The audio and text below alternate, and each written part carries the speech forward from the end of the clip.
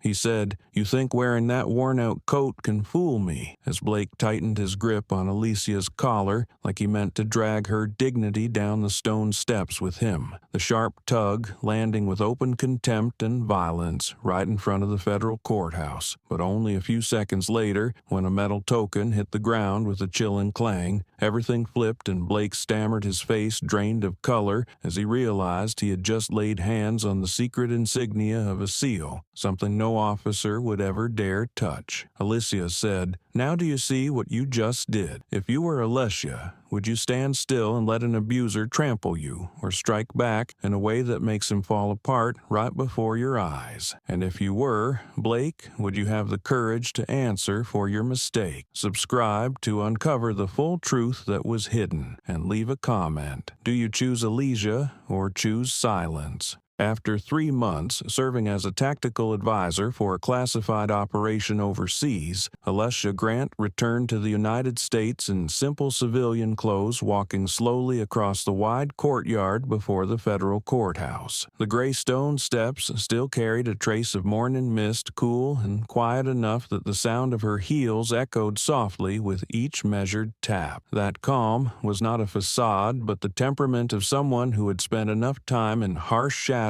where every noise could mean life or death. Even away from the battlefield, she kept the habit of scanning her perimeter and noting every small movement, treating it as the only way to stay alive in missions where a mistake meant no second chance. She had been summoned as a witness in the trial of a traitorous officer, a restricted case known only to those with special clearance who understood at least part of its gravity. The summons in her coat pocket brushed against her rib with every step, reminding her that this responsibility was not something she could sidestep. All details surrounding the case were sealed, the press barred, and the defendant's name encoded in the documents delivered to her. Yet, Alicia knew one thing clearly. The hearing today was not just a formal proceeding, but the final chapter of a chain of events that had already cost several of her teammates their lives. The air in front of the courthouse was strangely still. At the base of the tall stone columns, a few officers stood guard in a posture that hovered between relaxed and alert, their eyes sweeping the crowd before returning to their original focus. A small group of protesters stood several dozen paces away, holding signs demanding transparency in another case unrelated to her, their voices fading thinly in the wind. Having moved through too many regions where conflict could ignite without warning, Alicia had learned to read the atmosphere, and this place felt like the surface of still water, waiting for something to drop and break its calm. Even so, she assumed everything would follow procedure, that she would go in, deliver her testimony, leave in silence, and walk away from tensions belonging to a mission long closed. She did not know that this very belief was the first mistake pulling her into the center of a storm no one expected. When she neared the courthouse door, Alicia slowed half a step, not out of hesitation or fear, but because she sensed a scrutinizing gaze aimed deliberately at her. A police officer leaned against the left stone column, his hand resting lightly on his belt, his thumb lazy yet ready to tap his radio. His stare was not the usual kind of assessment. It carried a judgmental edge, as if he had already assigned her an identity he believed was dangerous or out of place here. Alicia glanced at him, a brief look that signaled she had noticed, then continued walking through the instinct of a warrior forged in harsh environments, let no signal slip by. Something about his stance, the overly intentional distance between him and the entrance, the way his eyes clung to every one of her steps, marked him as a potential source of disruption on a morning that should have been peaceful. Wind threaded through the stone columns with a thin, cold sound blending with the rhythm of her footsteps. She let her hand brush the pocket of her coat, feeling the summons inside as if confirming that her purpose remained clear and lawful. But the unease created by that officer did not fade. It hid beneath the quiet air seeping into each breath and forcing her to shift her senses into a soft alertness, not the tension of fear, but the adjustment of someone who knows every major upheaval begins with a small sign ignored. The courthouse door was only a few steps away, yet Alicia realized that the distance was longer than she expected. The morning's initial calm had vanished, replaced by a sense of thin mist stretched between her and the entrance, signaling that crossing it would not be as simple as she had thought. Previous missions had taught her that excessive quiet was always a sign of something wrong, and the moment that officer's eyes locked onto her confirmed it. No one spoke. No sound broke the space but the passing wind. Yet the course of the story had already shifted from the instant she realized she was being misjudged right on the courthouse steps. A place meant to represent justice had become the source of the first distortion, and she knew that whether she wanted it or not, something waited ahead of her, a collision, an unexpected test, or a confrontation she could not yet name, though her long-honed instinct told her this morning would not remain still.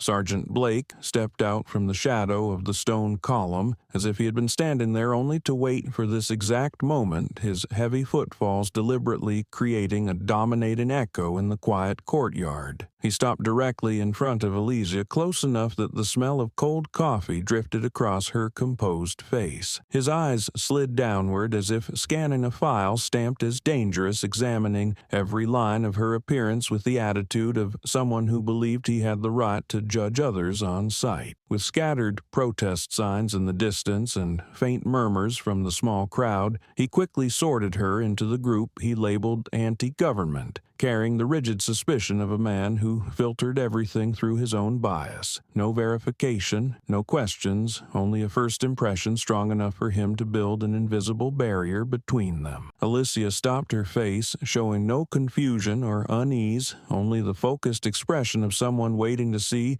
which direction the situation would turn. Blake raised his hand in what he thought was a commanding gesture, ordering her to halt for a security check. His voice held a thin but unmistakable contempt, making no effort to hide what he truly thought. "You stop right there." He said, "This area is not for anyone who feels like walking in." His wording made it sound as if she were trying to slip in with some vague scheme of her own. Alicia replied in a quiet, controlled voice, "I'm here under federal summons," and let her hand touch the pocket where the paper rested. Her words should have been enough, yet to Blake they landed like defiance, tightening his jaw with irritation. His eyes dropped to the worn-edged military-style coat Alicia was wearing. That single detail was enough for him to build an entire story in his head, a story he believed without needing proof. "Stolen valor," he muttered, narrowing his eyes, the type who puts on a uniform jacket as an excuse to slip into the courthouse. Suspicion quickly hardened into prejudice, and that prejudice filled the space between them. He looked at her coat, not as an officer performing a security check, but as someone spotting a stain he almost wished were real. There was something abrasive in his stare, something carrying the scent of an insult forming into shape. For someone like Blake, labeling people was so familiar that he did it without thought. Once he convinced himself she was a fraud, he interpreted every one of her movements as evidence that reinforced his own misguided conclusion. Alicia sensed the weight thickening in Blake's manner, something she had learned to recognize from past encounters with men who tried to assert power through their voice and stare. She did not answer with a challenge or a sharp retort. She simply held her steady calm, the same calm that had helped her survive places far more dangerous than this cold morning courtyard. Still, she understood this was a conflict she had not wanted to turn away from the straightforward plan she had for the day. But,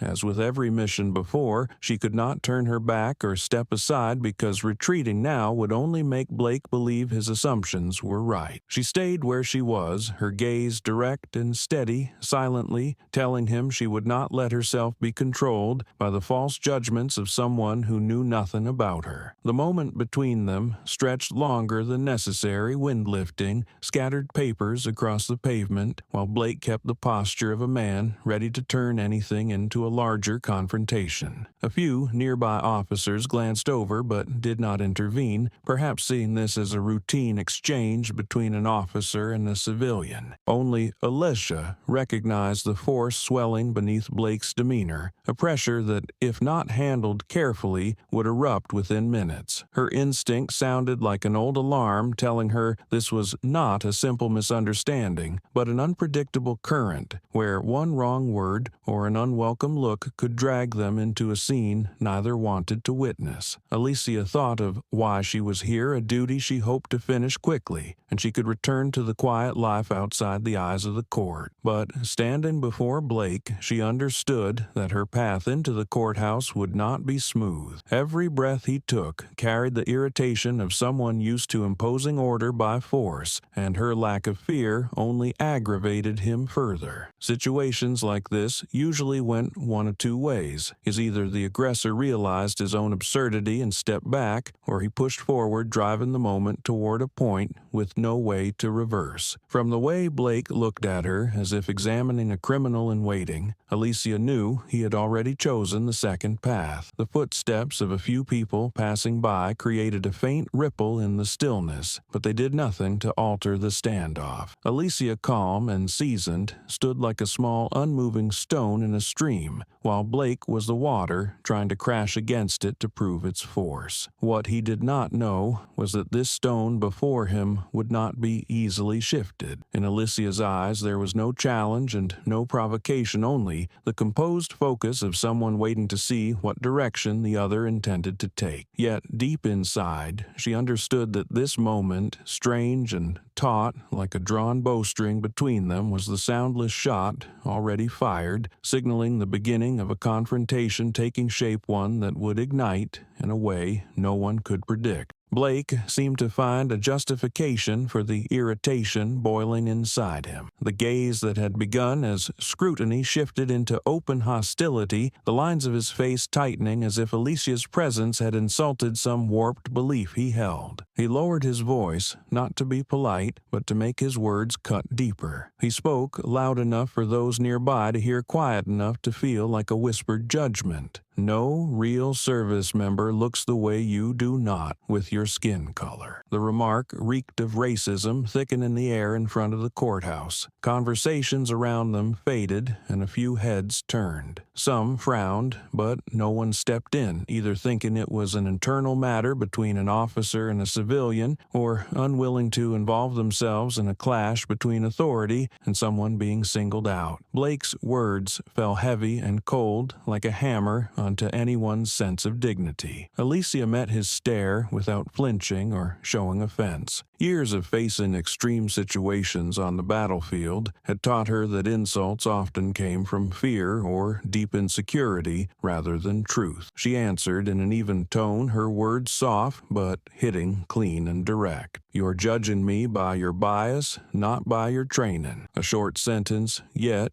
it brushed against Blake's fragile ego, and his frown tightened instantly, anger rising like something locked away too long, now snapping free. Those nearby, though unsure of the full context, sensed the tension climbing, and some shifted aside as if distancing themselves from the center of an escalating collision they were not brave enough to approach. Blake leaned in, closing another inch, as though trying to claim the space in front of her. Alicia did not step back. Her stillness only agitated him more. His breath hit her face hot, carrying the mix of anger and wounded pride. He forced out each word, his voice low and hard like metal under strain. "I'm going to tear off that mask and see what you really are." Several people behind them heard the line clearly, instinctively retreating half a step, as though watching a spark drop into a barrel of fuel. No one intervened, but their retreat widened the space around the two, leaving Alicia and Blake alone. In a pocket of dangerous silence, a narrow clearing charged with the pressure that could erupt into violence at any moment. Alicia caught every small shift in Blake's face, from the twitch in his jaw to the bloodshot stare trying to force a warped version of authority onto her. She did not counter with sharper words or show fear, because either choice would only push him closer to losing control. She spoke slowly and clearly. "You are exceeding your authority." Her voice was neither loud nor threatening, yet it carried the weight of someone who had lived long beyond the reach of ordinary intimidation. That quiet steadiness made Blake feel even more challenged. He blinked, drew a deep breath, not to calm himself, but to pull in more fuel for the anger already spilling through him, as if her composure was not a barrier, but another spark feeding the fire inside him. Across the wide courtyard, no one stepped in to interrupt, and it seemed every onlooker waited to see whether the next boundary crossed would be spoken, acted, or forced. The whistle of wind through the columns sounded like a faint warning of what was about to erupt. In that moment, Alicia realized this was no longer about being misunderstood or insulted, but about confronting someone who placed ego and prejudice above duty. The danger did not come from the weapon on his belt, but from the belief that he had the right to act however he pleased, and when someone like him believed that they could explode into actions even they had not expected. Blake held his stance so close it looked as though he meant to force Alicia back to claim the upper hand, but her refusal to move left him frustrated. Her eyes did not avoid his, but looked straight through the rage as if searching for the source driving him to behave this way. That quiet clarity made Blake feel exposed, and in his rising anger he mistook it for contempt. Impatience surged through him, and the earlier insults no longer satisfied him. He needed something stronger to assert his power. His chest rose fast. His shoulders tightened, and his hand near the holster twitched in the reflex he always had when he felt challenged. Alicia registered every movement, each small detail falling neatly within her awareness, yet,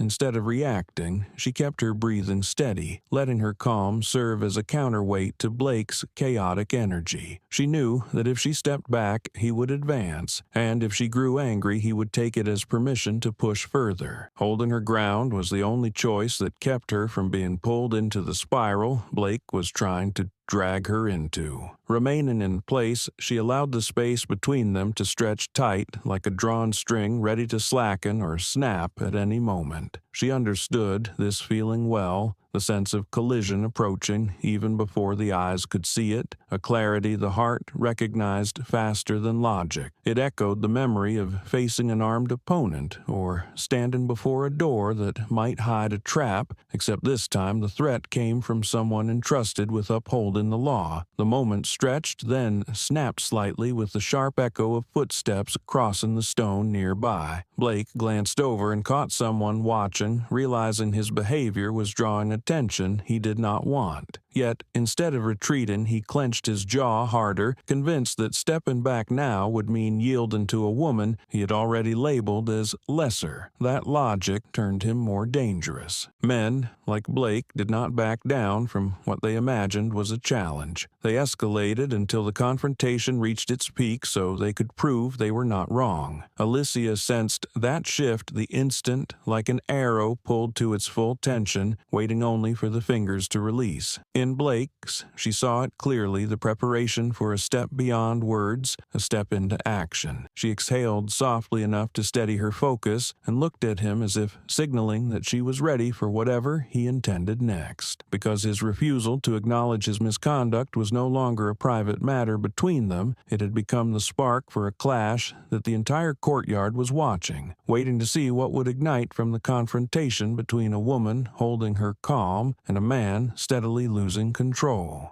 The air at the courthouse entrance felt stretched thin enough to catch each heavy breath Blake took as he kept pressing in on Alicia. In that strained moment, the wooden door behind them opened, and a U.S. Marshal stepped out with a brisk, decisive stride. His eyes swept the scene in a single pass, enough to understand that the situation had crossed the boundary of normal control. He spoke with a clear, firm voice, carrying the authority of someone responsible for security in the courthouse area. Sergeant Blake, this zone is under our supervision. Return to your post. The reminder carried the weight of protocol and responsibility, something any officer was expected to follow. But Blake stood unmoving like a wall, being challenged, shifting half a step left to block Alicia more directly, as if to display that his authority was untouched by the marshal's presence. Blake ignored the order, leaving several nearby officers exchanging puzzled looks.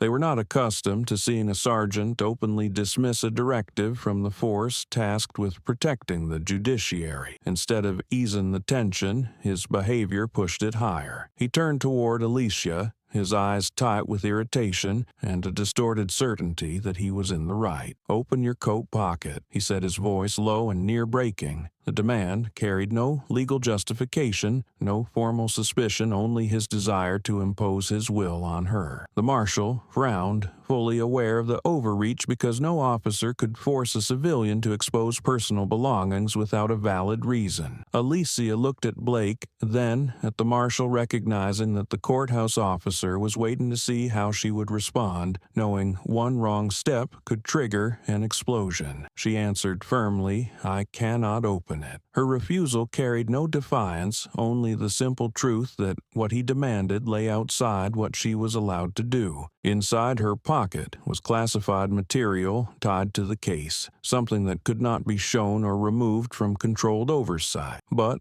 Blake was beyond reason viewing her refusal as a further blow to his already wounded ego. He tilted his head, his eyes twitching as if her answer had pushed past his limit. Seeing the shift, the marshal stepped forward, his tone sharper. "Sergeant Blake, step back. This area is under our authority." This was no longer guidance, but a direct command. Blake squared his shoulders, letting out a mocking smile as if the marshal's rank meant nothing to him. "I said she opens the pocket," he replied louder now, trying to seize control through sheer volume. The outburst drew more glances from those nearby who recognized something was deeply wrong, but kept their distance, wary that stepping in might pull them into the unfolding trouble. Once more, the marshal repeated the order to step back, his voice landing with the weight of a hammer on stone, signaling the seriousness Blake was refusing to acknowledge. But instead of retreating, Blake grew more defiant. He pivoted to stand fully between Alicia and the marshal, as if the man were not even there. His hand shifted closer to the holster, not to draw the weapon, but as an unconscious move meant to heighten intimidation. That single motion tightened the air to the point where Alicia felt every surrounding sound fade, replaced by the pulse of Blake's rising fury. She watched the changes in his face,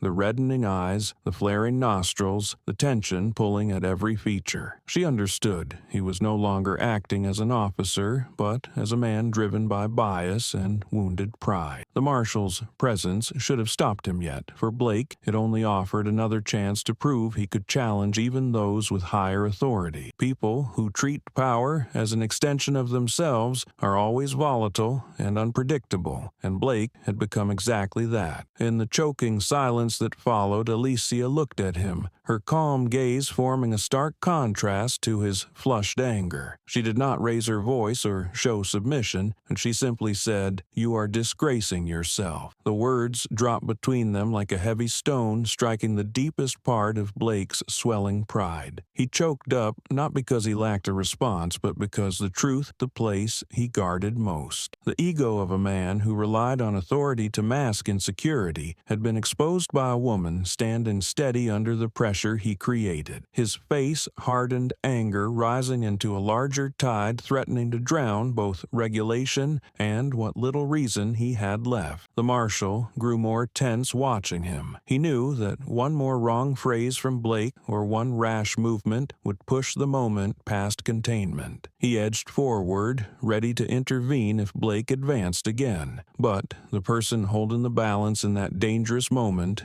was Alicia. She did not flinch at his rage, and her steady gaze seemed to tell him she saw straight through what he was trying to hide. Her composure was a mirror forcing Blake to confront the worst parts of himself more clearly than ever. In the cold wind, sweeping across the stone steps, the standoff among the three felt like a strained dance where any small shift could alter everything. Blake inhaled sharply as if trying to gather the last fragments of self-control. Yet his eyes still burned with the look of someone who viewed the warning as an insult he could not overlook. And that was what pushed the moment to a breaking point, the place where his next action would cross the line of the law and send the situation into a dangerous territory none of them would be able to pull back from. The moment Alicia's last words hit the deepest part of Blake's pride, the air seemed stretched to its breaking point. His eyes flashed with a mix of anger and agitation, the look of a man whose ego had been crushed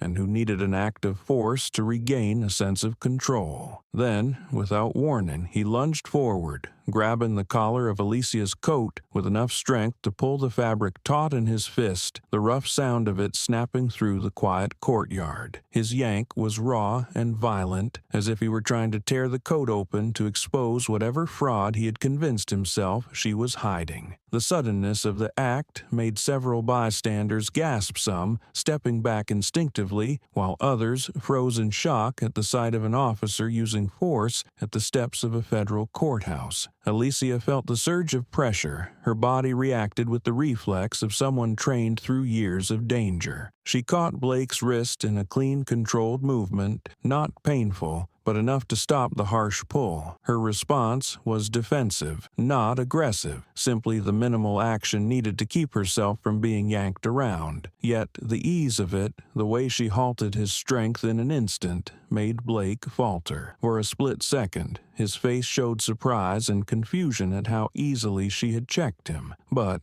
instead of grounding him, the moment inflamed the resentment in his eyes. He was not used to being stopped by a woman, and even less prepared for how weak it made him look. The humiliation only fueled the fire already burning inside him. Officer Hale, standing nearby, saw the shift on Blake's face. He knew the signs the way Blake's emotions always surfaced in the tightening of his features, the rise of his chest, the narrowing of his eyes. Hale recognized exactly what was coming, and it had never led to anything good. His voice shook slightly despite his effort to stay calm. "Sarge, stop. She is not like a normal person." He did not explain further, but the warning carried genuine urgency born from instinct sharpened by witnessing too many situations spiral from small details others ignored. But Blake did not want to hear, or perhaps could not notice. He shouted over Hale, cutting him off like a blow to the air. "No one speaks." The burst of his voice startled several people nearby, its echo slamming against the stone steps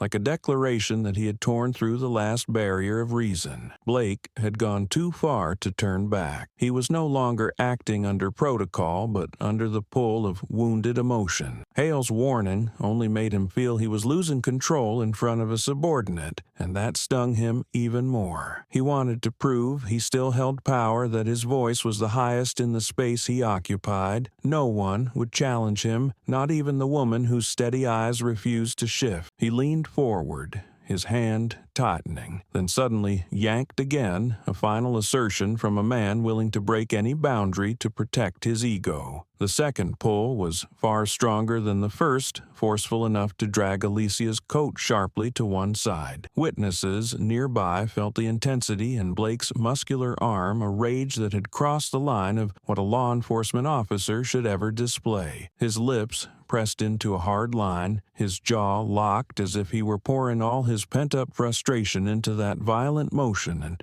in his eyes was a look that made people feel something dangerous was seconds away. Each breath from him came short and harsh, as though he were emptying every unspoken grievance into this act force. Alicia shifted with pull to stay balanced, her hand still on his wrist to reduce the impact and prevent herself from being dragged too far off center. Her body stabilized quickly, her feet grounding into the stone as if weight alone rooted her against the sudden assault. But what thickened the air was not her response. It was the collective realization that Blake was losing control. People around them exchanged glances, some swallowing hard, some showing worry, others instinctively reaching for their phones, but too hesitant to take them out, sensing disaster approaching. The marshal, near the courthouse door, watched every movement with sharp attention. He understood the limit had been breached and Blake had stepped into legally dangerous territory. Intervening at the wrong moment could worsen the chaos, yet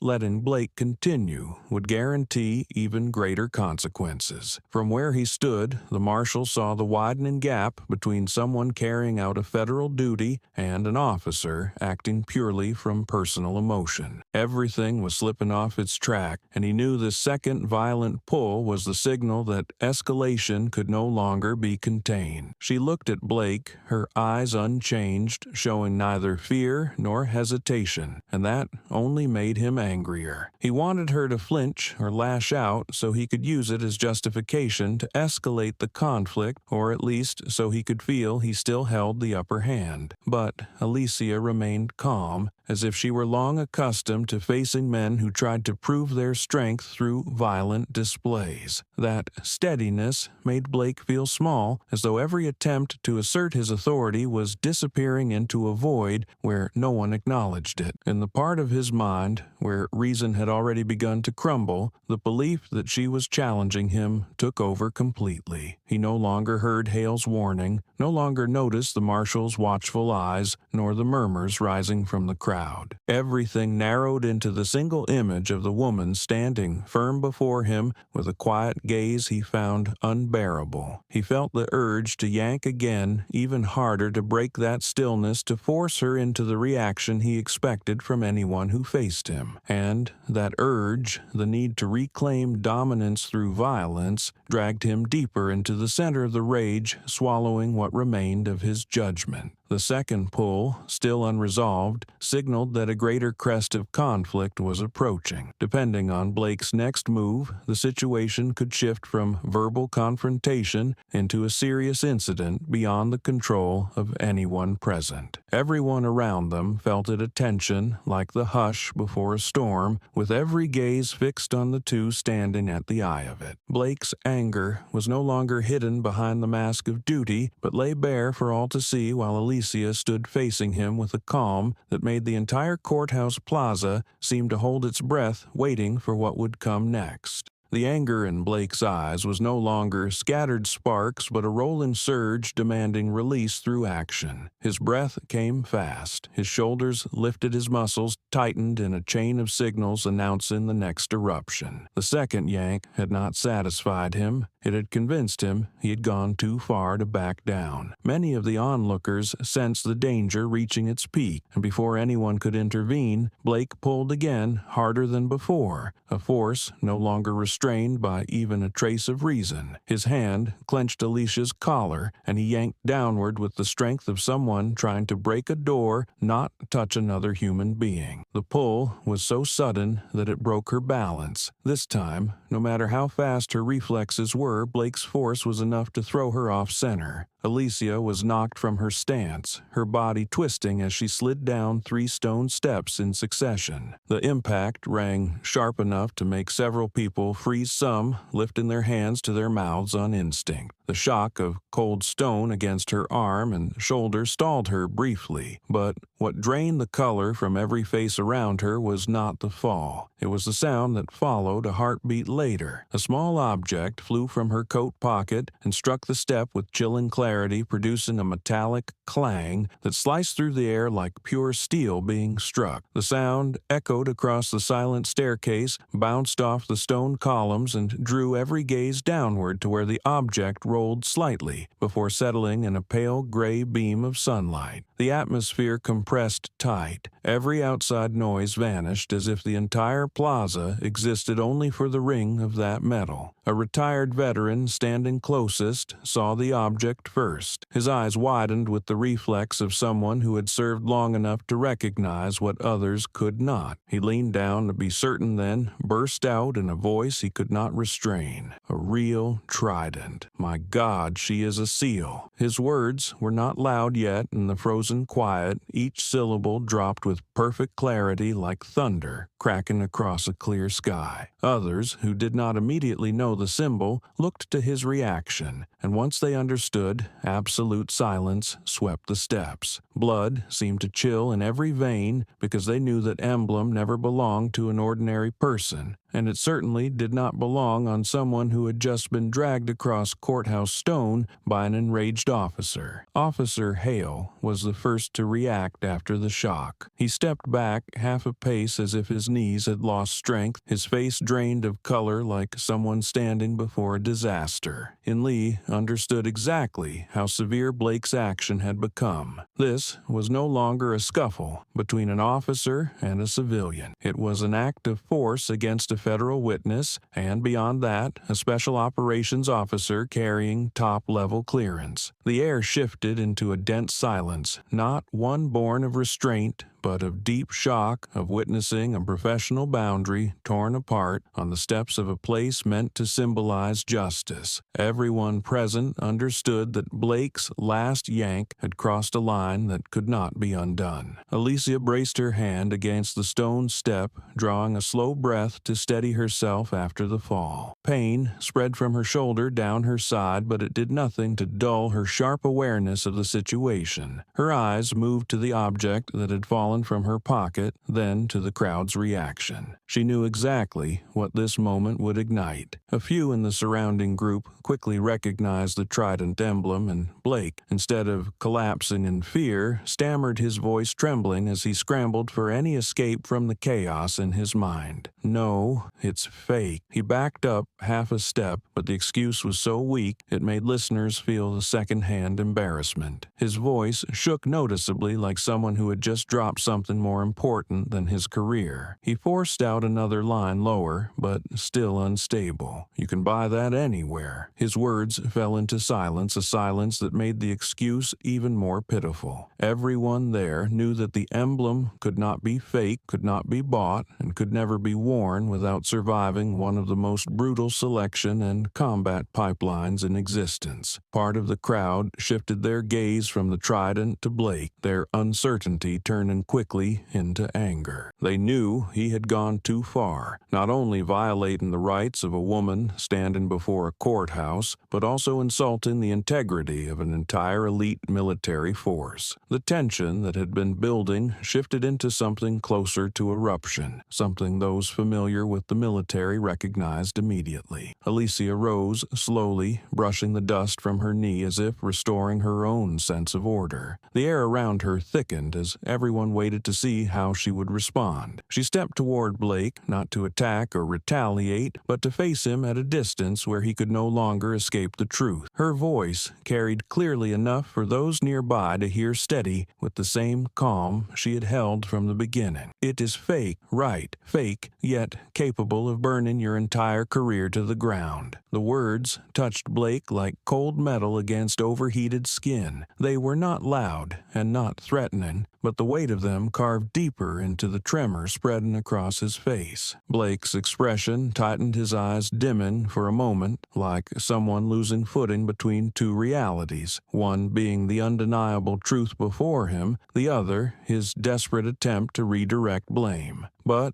Alessia's words left him nowhere to hide. Every gaze was locked on him, demanding an explanation he could not give. The courthouse steps, meant to embody solemn order, now seemed split open by collective shock. Blake stumbled back another step, his mouth parting but producing nothing. His voice trembled once more, then collapsed entirely under the silent pressure of the crowd. In that moment, the courthouse steps were no longer the entrance to a legal proceeding, but the stage where an unforeseen truth had been exposed. A SEAL officer revealed as the victim of violence, a sergeant unraveling in front of dozens of witnesses, and a single metallic clang ringing like a verdict, and this was only the beginning of a chain of events that would soon force the entire enforcement apparatus to face its consequences.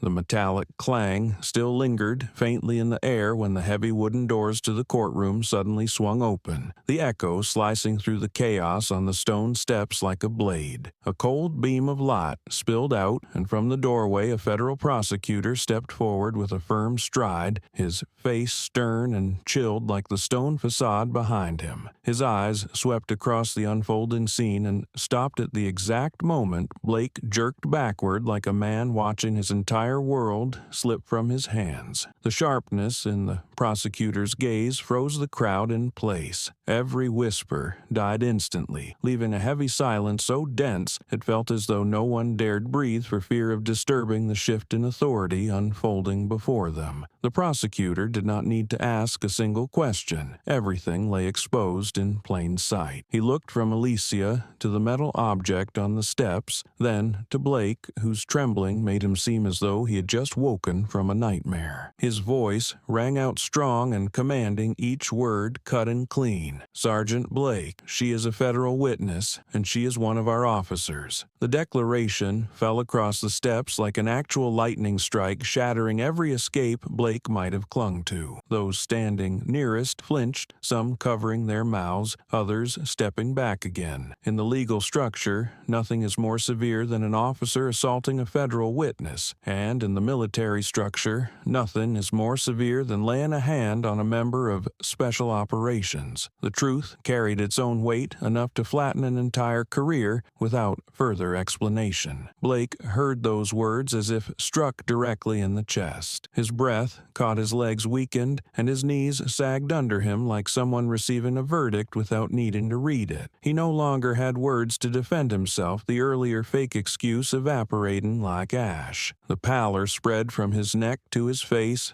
and his eyes locked onto the metal emblem on the steps as though it were the source of his collapse. In his mind, every memory of training, every rule, every boundary he had crossed came crashing down like a shattered stone block. He understood with brutal clarity that the greatest forbidden act for a law enforcement officer was harming a federal witness, and the second was disrespecting a special operations officer. He had committed both in the span of a single morning. In front of him, Alicia was not breathing hard and showed no trace of anger. She straightened after the fall, her shoulder aching slightly, but her gaze unchanged, as if her resolve had not been touched at all by what had just happened. She stepped down the stone stairs bent and picked up the trident. Her fingers touched the cold metal with a light, respectful grip. She did not lift it to prove anything or display it to the Kiao, and she simply placed it back into her coat pocket, where it had always rested as part of the duty she carried. She did not look at Blake even once, as if he no longer held enough relevance to deserve her attention, and that silence, that gentle indifference, crushed him deeper than any reprimand could have. Alicia returned to the step and met the prosecutor's eyes, a quiet understanding passing between them. What happened next was no longer in her hands, because the situation had already entered the jurisdiction of the court. The air compressed into an unusual stillness as everyone witnessed the man who had stood so aggressively moments before now collapse, trembling under consequences he could never undo. What he had done was no longer an impulsive act, but undeniable evidence of abuse of power, assault, and contempt toward an officer with top-level clearance. And that truth held the crowd in place, unable to turn away. The courthouse steps had become a place of an unspoken verdict. Many looked at Blake with a mix of fear and disappointment, while others looked at Alicia with respect. They understood now that her calm was not apathy, but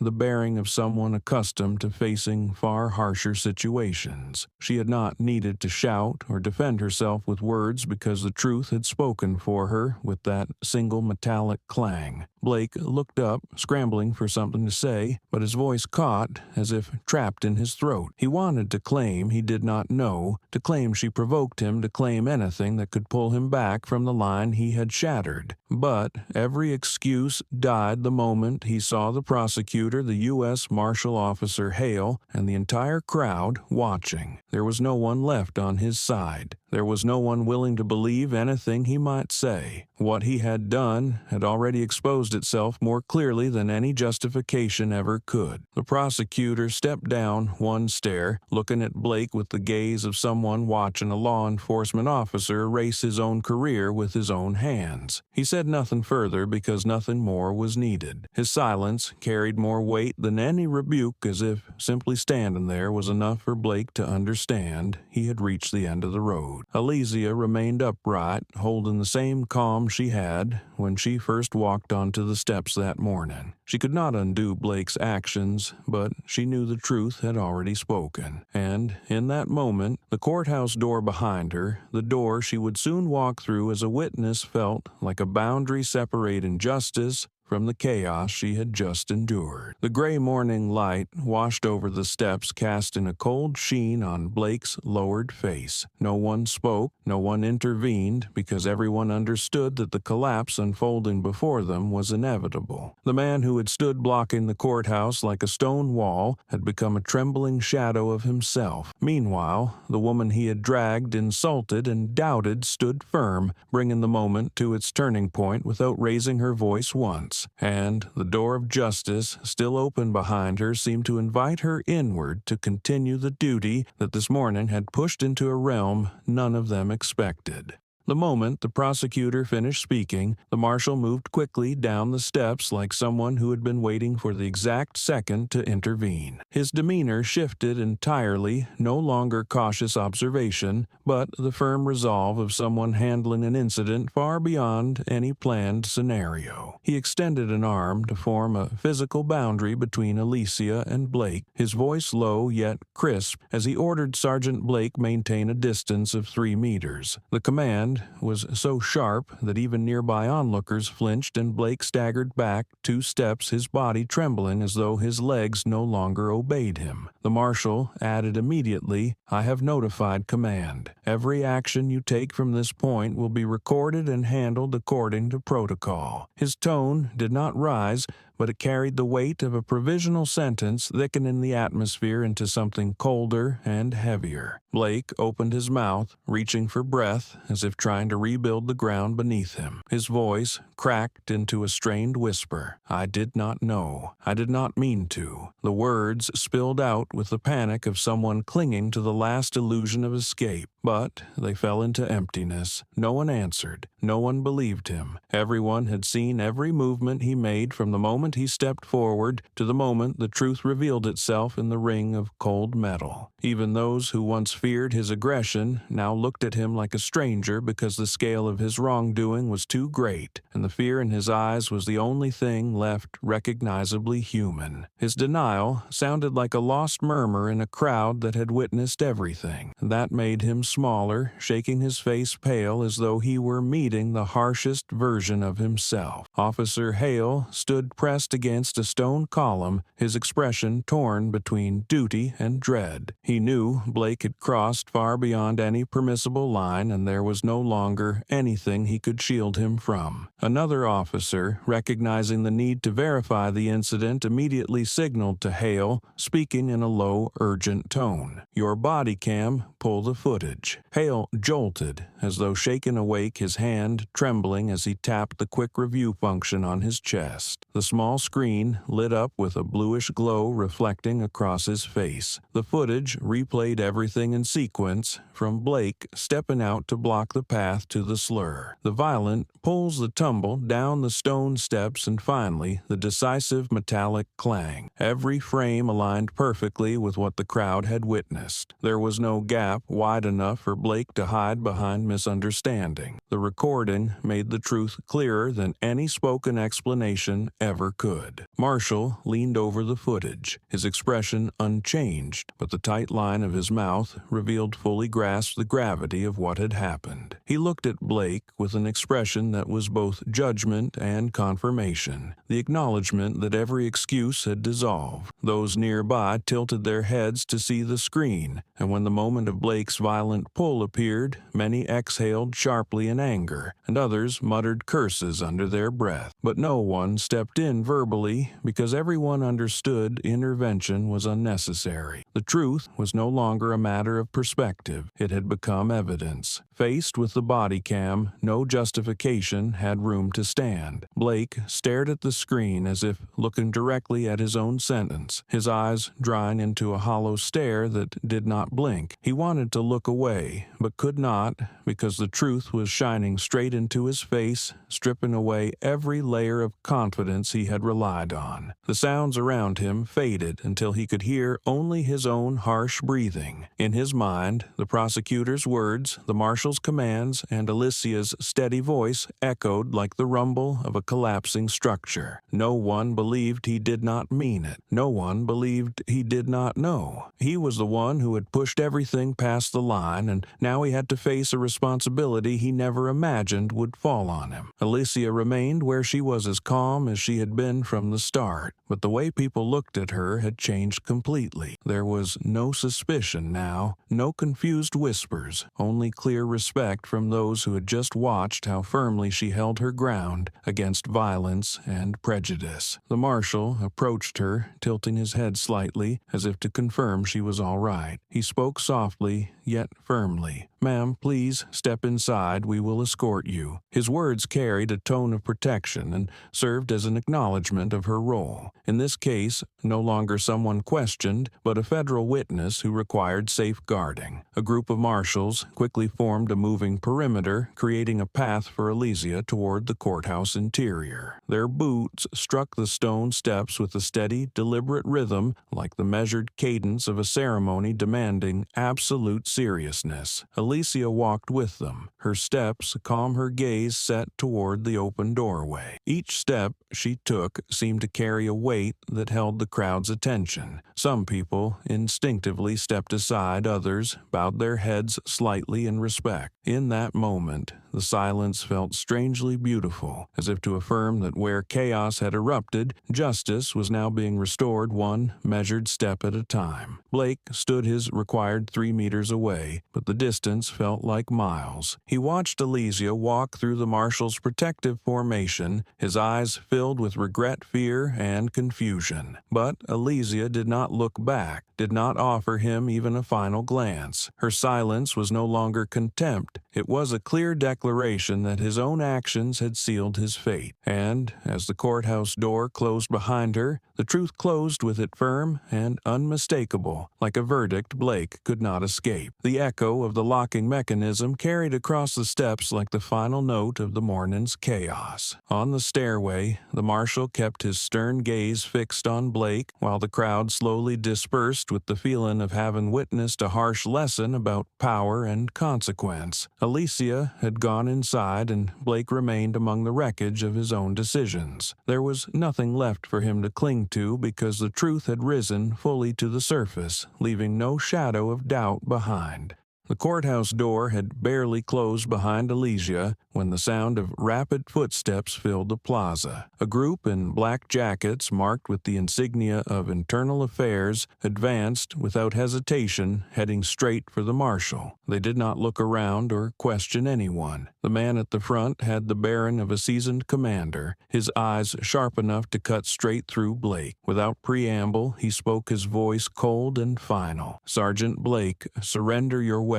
Each word fell heavy as lead-rooting Blake to the spot before instinct pushed his hand toward his belt. His fingers trembled when they touched the gun, as if each movement reminded him that this was no routine procedure. It was the formal sign that he had lost authority, lost standing within the organization he once believed he understood, and, more importantly, he knew the moment he surrendered his weapon, there would be no path back. Blake removed the gun from its its holster and held it out with both hands, but even then the weapon shook faintly in his grip. The tremor came not from cold, but from the weight of shock pressing down on him. The investigator took the gun with gloved hands and sealed it into an evidence pouch as if handling material from a serious crime. The sight made Blake's face drain of color. He understood the weapon was no longer the tool of an officer, but evidence against him. Officer Hale stood a few steps away, still shaken by what had happened. He looked at Blake with a blend of pity and fear. Then, as Internal Affairs prepared to take statements, Hale stepped forward. He swallowed hard to steady himself, his voice quiet but distinct in the charged silence.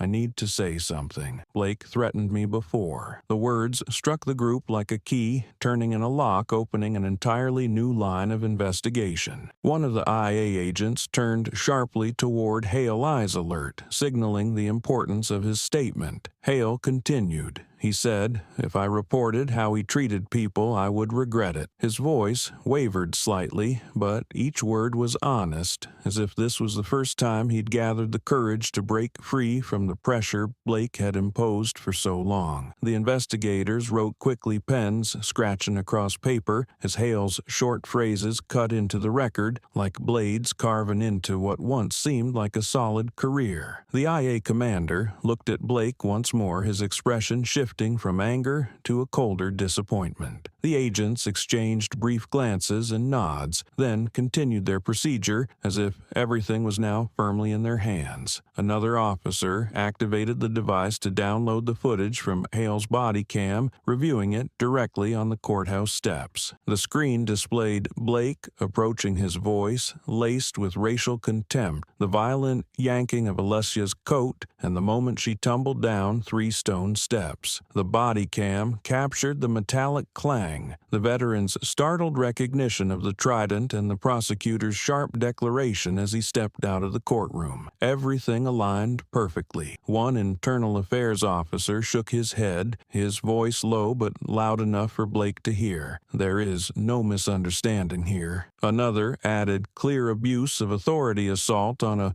witness insult to a military officer. Each word struck like a hammer, breaking apart the last fragments of the wall Blake had been clinging to. Blake stared at the ground, his shoulders shaking as he listened to the evidence piling against him. He could not look at anyone because the eyes around him no longer held uncertainty or hesitation. They carried anger, disappointment, and a simmering contempt that needed no disguise. Blake had once been accustomed to receiving respect as an officer, but now he was facing the opposite. The shift drained him of breath like a man suddenly deprived of oxygen. Hale looked at Blake, his lips pressed tightly, his expression more sorrowful than angry. He felt no satisfaction watching Blake crumble, nor relief now that the truth was exposed. What he felt was regret for a colleague who had chosen the wrong path for too long and was now paying an unbearable price. But that did not stop him from speaking when Internal Affairs gave him a nod. "I wanted to report him before, but I was afraid. He always found ways to pressure me, made me fear losing my job." The admission deepened the heaviness in the air, as though the rot in Blake's conduct was being revealed from root to branch. Internal Affairs reached a conclusion on the spot, a rare action, but entirely appropriate given the severity. They stepped toward Blake, and the commander spoke with firm authority. "Sergeant Blake, you are being taken into custody pending investigation." The words landed sharply, drawing a few quiet gasps from the crowd. Blake lifted his head, his eyes red, wanting to resist, but unable to find any argument to stand on. He opened his mouth as if to claim he had been wronged or misunderstood, but he fell silent the moment he saw the IA badges on their jackets. This was not a dispute he could win. It was a reality he had no choice but to accept. 2 investigators stepped forward and signaled for Blake to turn around. He did so, slowly, his hands trembling as he placed them behind his back. The click of the cuffs locking around his wrists cut sharply through the already silent courtyard. That sound marked the end of the image he had carried moments earlier, the sergeant, who had towered at the courthouse entrance, aggressively asserting power over the woman he viewed as lesser. Now he was nothing more than a man in restraints before a watching crowd. Immediate murmurs rose, waves of anger and outrage spreading, mixed with relief from those who had witnessed his misconduct before, but never dared speak. Blake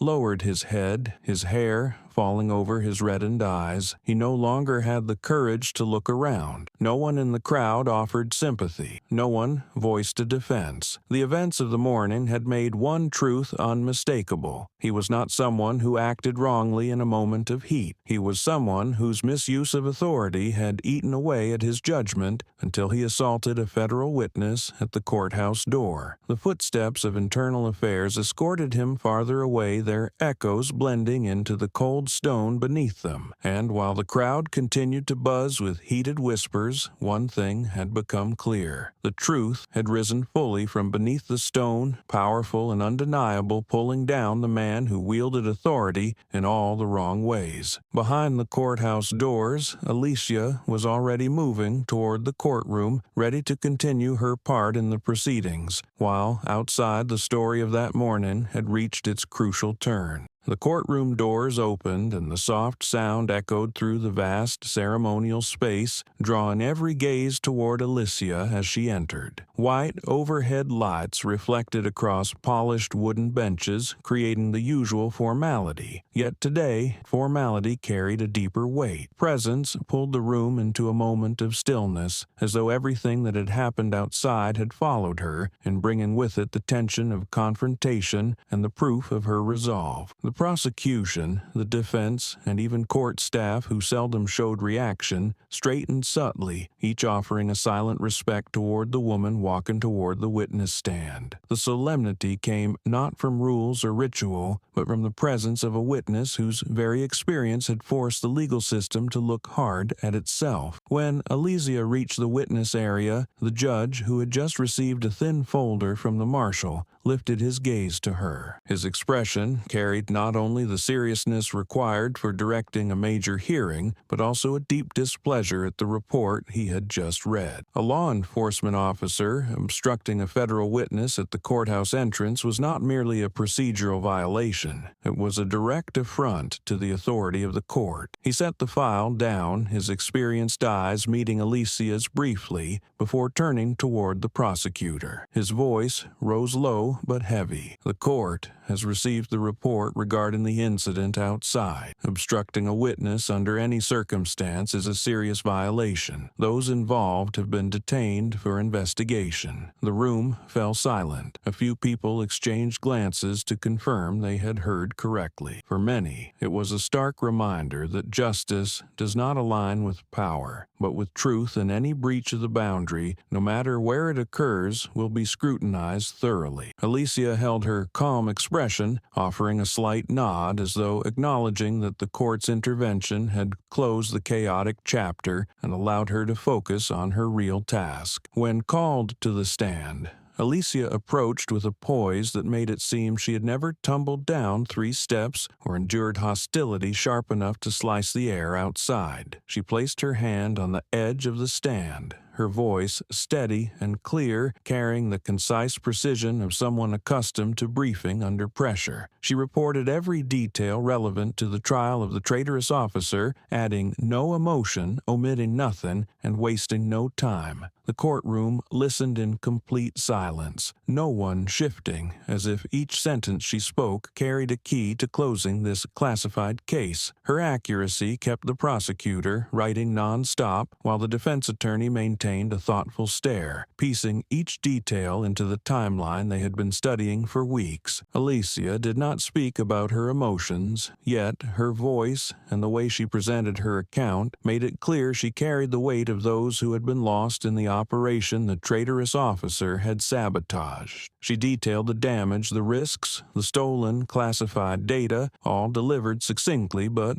with enough clarity for everyone in the courtroom to grasp the gravity of the crimes. When she finished, the prosecutor's pen stopped as well, and the silence that followed her testimony grew so heavy that the faint hum of the ventilation system above could be heard. The judge nodded, a brief flicker of respect crossing his eyes as he said, "Thank you, Sergeant Grant. Your testimony has been fully recorded." His choice to address her by rank instead of name was an uncommon mark of respect in a courtroom, especially toward a witness. Others might not notice, but those familiar with judicial procedure recognized it as his acknowledgment of her special standing. In the case, a standing no one could afford to overlook. As Alicia stepped down from the stand, several gazes followed her. They were not curious stares, but quiet gestures of respect for her composure in the center of chaos. A female court clerk who had been taking notes dipped her head slightly as Alicia passed. An older prosecutor placed a hand over his chest in a silent gesture of gratitude. Even a security officer at the door straightened his posture as if her presence required him to stand more properly. Alicia walked slowly down the aisle, her eyes forward, seeking no praise and no sympathy. She wanted only to finish her duty so the trial could proceed as it should, allowing the fallen to be honored by the truth she had brought. As she reached the last row, a few people offered small nods, subtle acknowledgments of admiration that did not need words. In a room as solemn as this one, such nods carried far more meaning than applause. They were recognition for someone who held her ground, even after being dragged down 3 stone steps by violence and prejudice. Alicia did not pause to return the looks. She went to the witness seating area, sat down, and folded her hands, her eyes lowering to the wooden surface before her. The chaos was gone, the shouting gone, leaving only the quiet she needed after a long and demanding morning. Outside the courtroom, the uproar about Blake continued to spread, but within these walls the truth had settled back into its rightful place. And in that moment, though no one said so aloud, everyone understood that the witness who had just stepped down had offered more than information. She had offered a lesson on conduct, on composure, and on the cost of acting wrongly at the door of justice. News of the incident outside the courthouse spread faster than any formal report. Only a few hours after Alicia stepped down from the witness stand, major news outlets were already publishing video clips pulled from nearby cameras, along with early accounts from witnesses at the scene. Footage of Blake yanking a woman by her coat, the fall down 3 steps, and the chilling metallic clang from the trident became the most shared content across platforms. Public outrage surged like a wave no one could slow. Posts with hashtags calling for a full investigation into Blake's abuse of power multiplied by the minute, each one drawing hundreds of comments. The police department was forced to hold an emergency meeting that same afternoon, knowing public pressure left no room for delay or evasion. Their leadership watched the broadcast showing Blake in handcuffs and understood the department's reputation had taken a severe hit. In-depth analyses from independent experts quickly appeared in major publications. Instead of focusing solely on Blake, they broadened the discussion to systemic racial bias in law enforcement, explaining how prejudice can turn a simple encounter into a disaster. A well-known sociologist wrote a line that became the centerpiece of countless debates. No act of abuse begins with violence. It begins with a prejudiced glance. Beneath the article, thousands shared the statement alongside images of Alicia standing calmly before Blake, turning her into a symbol of wordless resistance. People saw in her eyes not anger, but resolve, not fear, but self-control in a moment that had spun far beyond expectation. This made her a figure many quietly admired. When speculation about Alicia's identity escalated with guesses ranging from former soldier to intelligence operative or even an undercover decoy sent to trap Blake, the military was forced to step in to stop the rumors. The Public Affairs Office issued a brief but forceful statement, confirming she was an officer within a special operations unit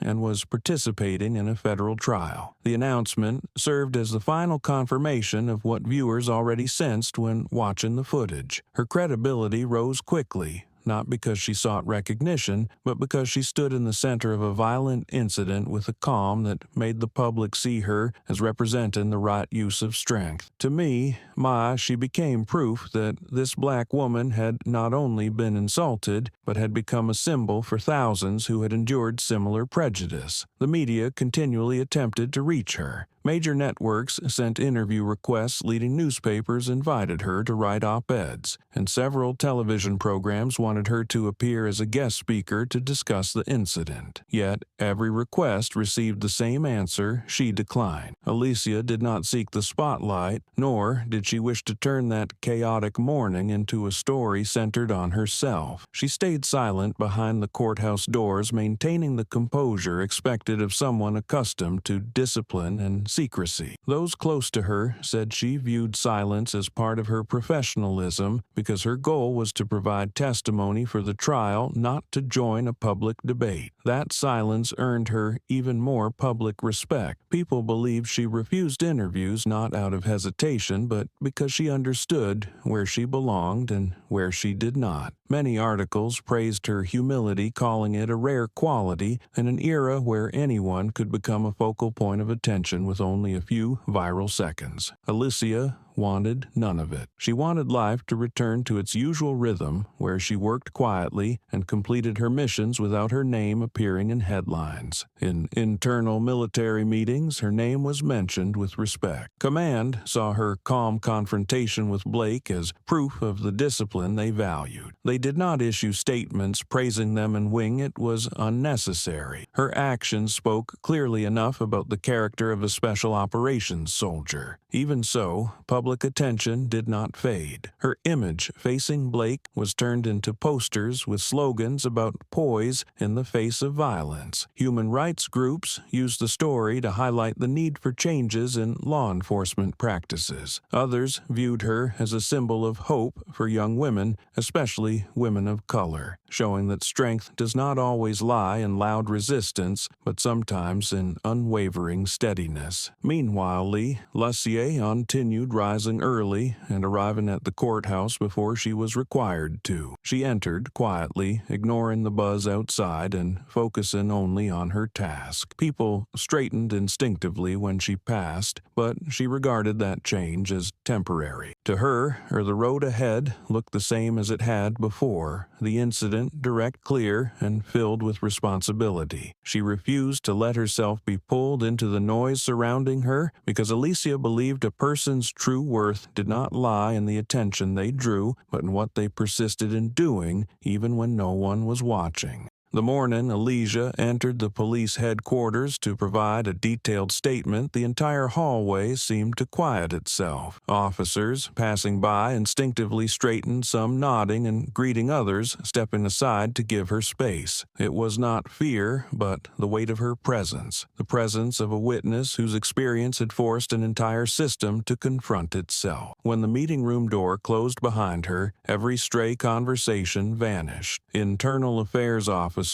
department representatives, and senior members of the disciplinary board were all present, creating an atmosphere so solemn that even breathing felt heavy. They were not just waiting to hear her account, but to face the truth that had shaken public opinion for days. Alicia took her seat, placing her hand lightly on the cold table. Before her was a row of eyes, each carrying a different burden. Some worried about the department's reputation. Some were furious that Blake's actions had damaged the image of the force, and others felt unsettled because they had known and worked with him, but failed to see the lines he had crossed. They all looked to Alicia because they understood she was the key that would illuminate the entire incident, both the part they had witnessed and the part they still struggled to comprehend. When an internal affairs officer asked her to begin, Alicia spoke. Her voice was neither loud nor trembling and carried no attempt to dramatize anything. It was steady, clear, and precise, the voice of someone who understood the weight of truth. She recounted Blake's actions from the moment he stepped into her path to the instant the trident hit the stone with that fateful clang. She described his eyes, his tone, his movements, and the escalation those movements caused. Every detail came in exact order without embellishment or exaggeration. exaggeration. What silenced the room was not the drama of the story, but her delivery calm, yet razor-sharp, unmistakably the account of someone accustomed to danger, yet able to remain unnervingly composed. Many officers listened with expressions that shifted as her testimony progressed. At first, they showed focus, then shame when she repeated the insults Blake had hurled, and finally outrage as she described the violent yank that sent her down 3 stone steps. A young officer near the door clenched his fists, unable to accept that someone wearing the same uniform could behave like that. Older officers lowered their heads, their posture folding inward as though their collective honor had been struck. When Elysia finished the final portion of her account, the meeting's presiding officer opened a file to cross-check it with the body cam data Internal Affairs had already secured. Every detail matched perfectly, leaving no ground for misunderstanding. They exchanged glances as the room grew even more silent. There was no doubt left, no justification they could cling to. The truth stood so clearly that it became a mirror held up to everyone present, reflecting their responsibility and exposing the weaknesses in their internal oversight that had allowed this to happen. Even so, one officer still tried to find a way out for Blake. He stood with visible hesitation, his voice lacking confidence despite his attempt to sound firm. Maybe he was under pressure that day. Blake has a good record. Maybe this was just a misunderstanding. He looked around as if hoping for agreement, but met only silent faces. He turned back to Elysia, his gaze lowered. "Do you think it's possible that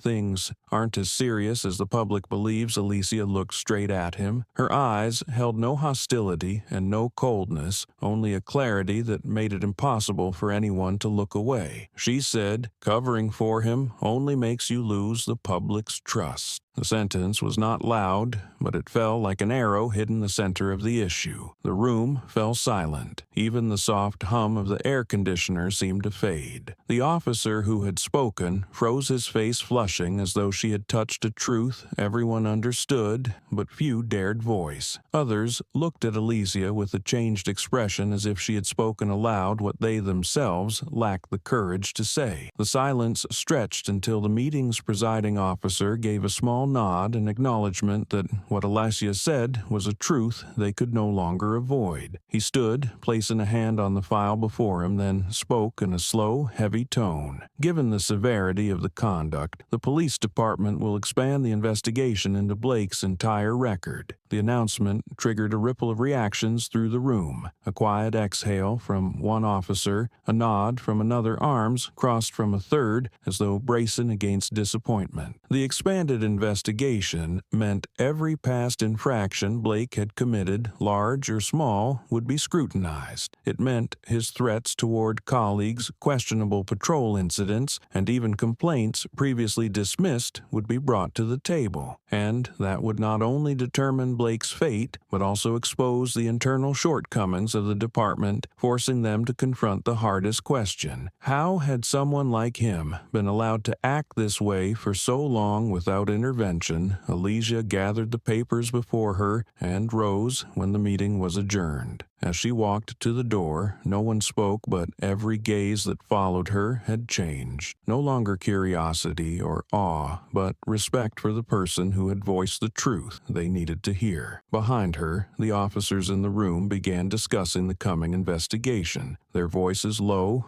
but clearer, steadier, more resolute. It was as though Elysia had restored the meeting's balance, reminding them that justice could not stand on silence. Stepping into the hallway, Elysia drew a long breath, her chest lighter than when she had walked in. She knew the battle outside was not over, that public opinion, media attention, and the system itself would continue shifting after today. But she also knew she had done what needed to be done through truth, through composure, and through the disciplined spirit of a soldier. And in the end, that was all she meant to keep for herself, a straight line within one that did not bend matter where the pressure came from.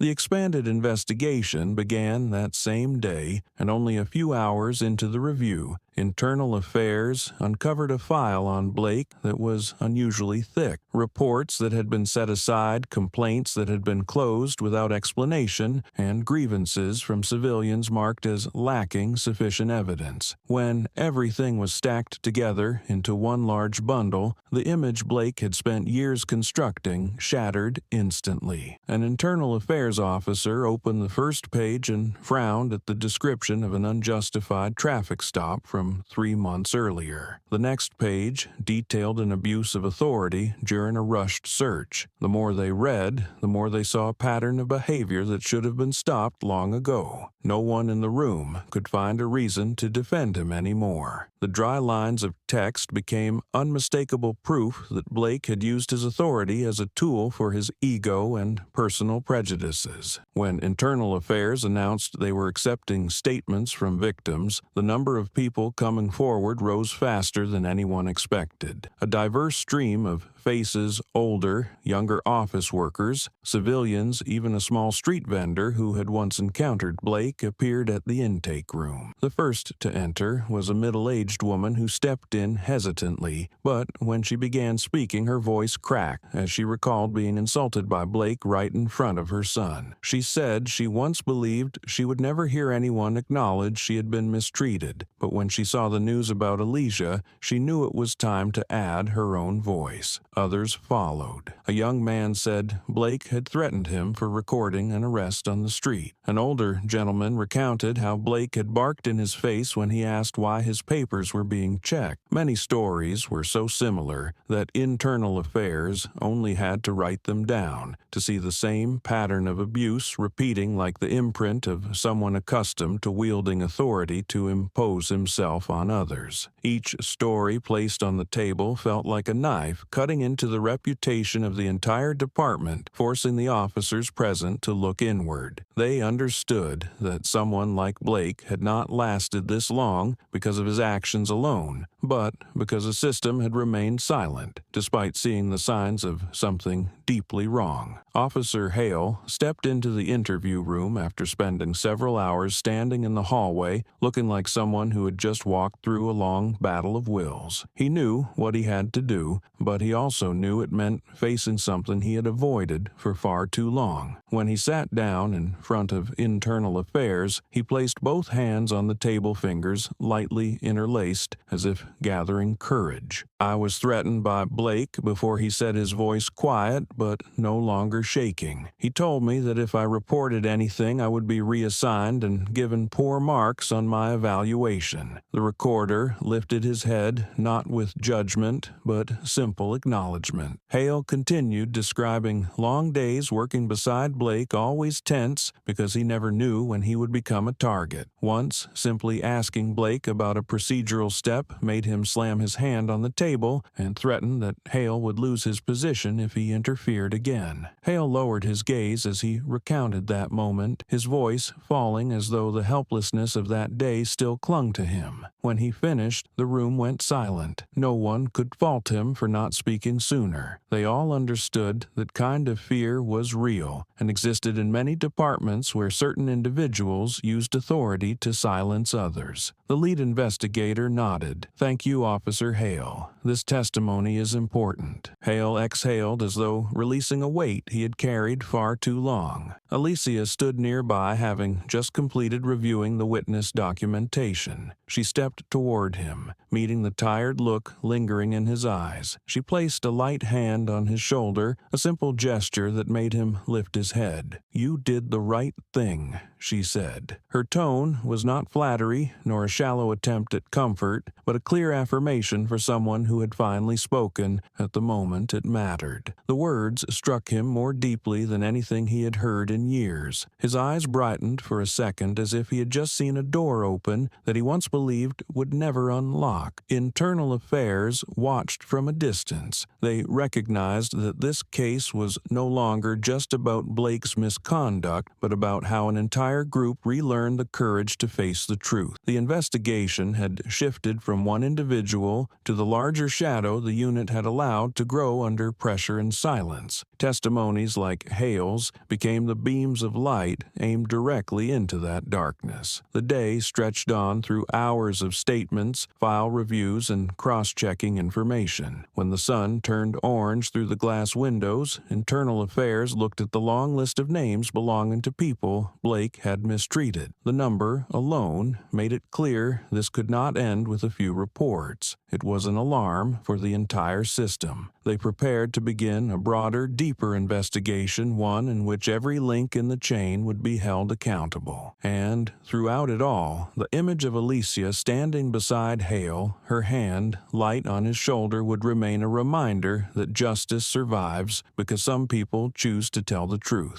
The hearing room that morning was so crowded they had to open an auxiliary door to keep people from spilling into the hallway. Rows of seats were filled from the council's table all the way to the walls, and even the standing areas in the back were packed tight. The atmosphere carried a blend of curiosity, tension, and anticipation, because everyone knew they were about to witness the final decision regarding the incident that had shaken the entire city over the past several days. Small cameras, open notebooks, and the watchful eyes of ordinary citizens all turned toward the witness section. Internal Affairs sat at the front of the table, their expressions stern but edged with the exhaustion of many sleepless days. That alone revealed the weight of the case and the volume of information they had processed. Across from them, Blake sat hunched between two supervising officers, his head bowed, fingers tightly interlocked until his knuckles turned pale. Months earlier, no one would have imagined him in this position, but today, every gaze in the room acknowledged that his actions had far exceeded any professional standard. When the hearing began, the presiding chair spoke in a low, decisive tone,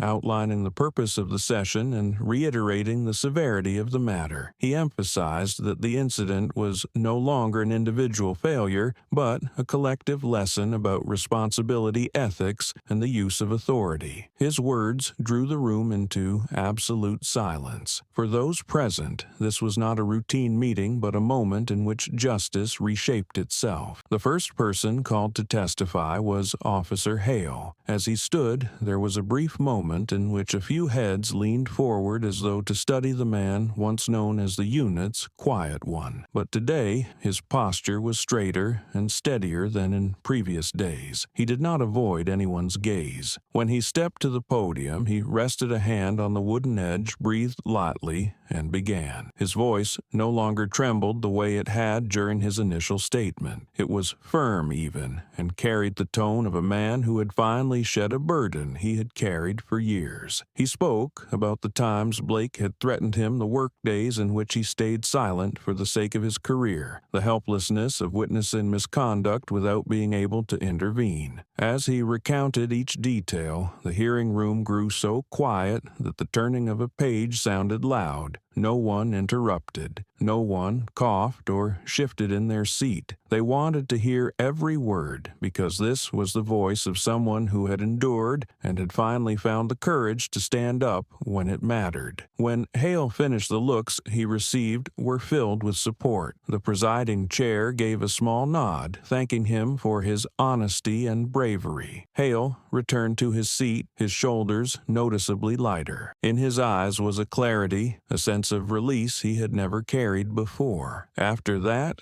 they called Alicia. As she stepped to the stand, the silence in the room shifted again, no longer heavy but solemn and expectant. She stood straight, her posture as steady as it had been when she faced Blake on the courthouse steps. But this time, she did not need to brace for violence. She was there to speak about something far more important: the consequences of prejudice and the abuse of authority within public institutions. Her voice carried evenly, never raised yet. Every sentence was clear and sharp. When someone uses their authority to diminish another person based solely on what they see, the harm doesn't end with the one targeted deed. It spreads through the entire system. She continued, prejudice turns protectors into sources of injury. When that happens, the loss isn't measured by the number of incidents, but by the erosion of public trust. Her words did not attack anyone directly, yet they struck deeply. Older officers, low lowered their heads slightly, receiving the reminder with a humility rarely seen. Some younger officers tightened their grip on their pens, perhaps realizing for the first time the weight of the role they carried. The silence in the room now came not from tension, but from respect. When Alicia finished, no one immediately moved to the next item. There was a brief pause, as though everyone needed a moment to absorb each part of what she had just said. The presiding chair thanked her with an unusually sincere tone, thanking her not only for her testimony, but for the perspective she brought, one he believed would have a lasting impact on how the force reevaluated itself. Alicia stepped back and returned to her seat, her expression as composed as when she rose, but the eyes that followed her were entirely different. They no longer saw her as just a witness, but as someone who had given them an essential reminder. When the statements ended, the chair announced that the hearing was adjourned so the board could move into internal deliberation. But at that very moment, something happened that caught many off guard. Applause rose from the back of the room. First, it was one person, then two, then dozens joining in. The sound grew strong, echoing against the high ceiling spreading across the rows beside them. It wasn't loud in a chaotic way, but dignified, like a moment of cleansing that many had long awaited. The applause wasn't for Hale or for Alicia alone, but for the truth brought into the open and for the courage they had carried into the hearing. The internal affairs officers stood, and the presiding official bowed his head slightly, as if accepting the applause on behalf of the entire system. Outside the hearing room, those who had not been allowed in also heard the sound and stopped looking at one another, as if wondering whether this was the signal of a genuine shift. And in that moment, everyone shared the same understanding. Sometimes what is most needed to correct wrongdoing is simply someone willing to speak at the right time. Alicia looked around the room, saying nothing, but the calm in her eyes felt like a reminder that change does not begin with shouting, but with a voice that stands firm amid doubt. As the applause slowly faded, people began leaving the room with the sense that they had witnessed something far more important than a disciplinary hearing. On many faces was relief, on others determination. But all understood that justice had taken a step forward that day, not because of a verdict, but because of the courage of those who chose to speak the truth.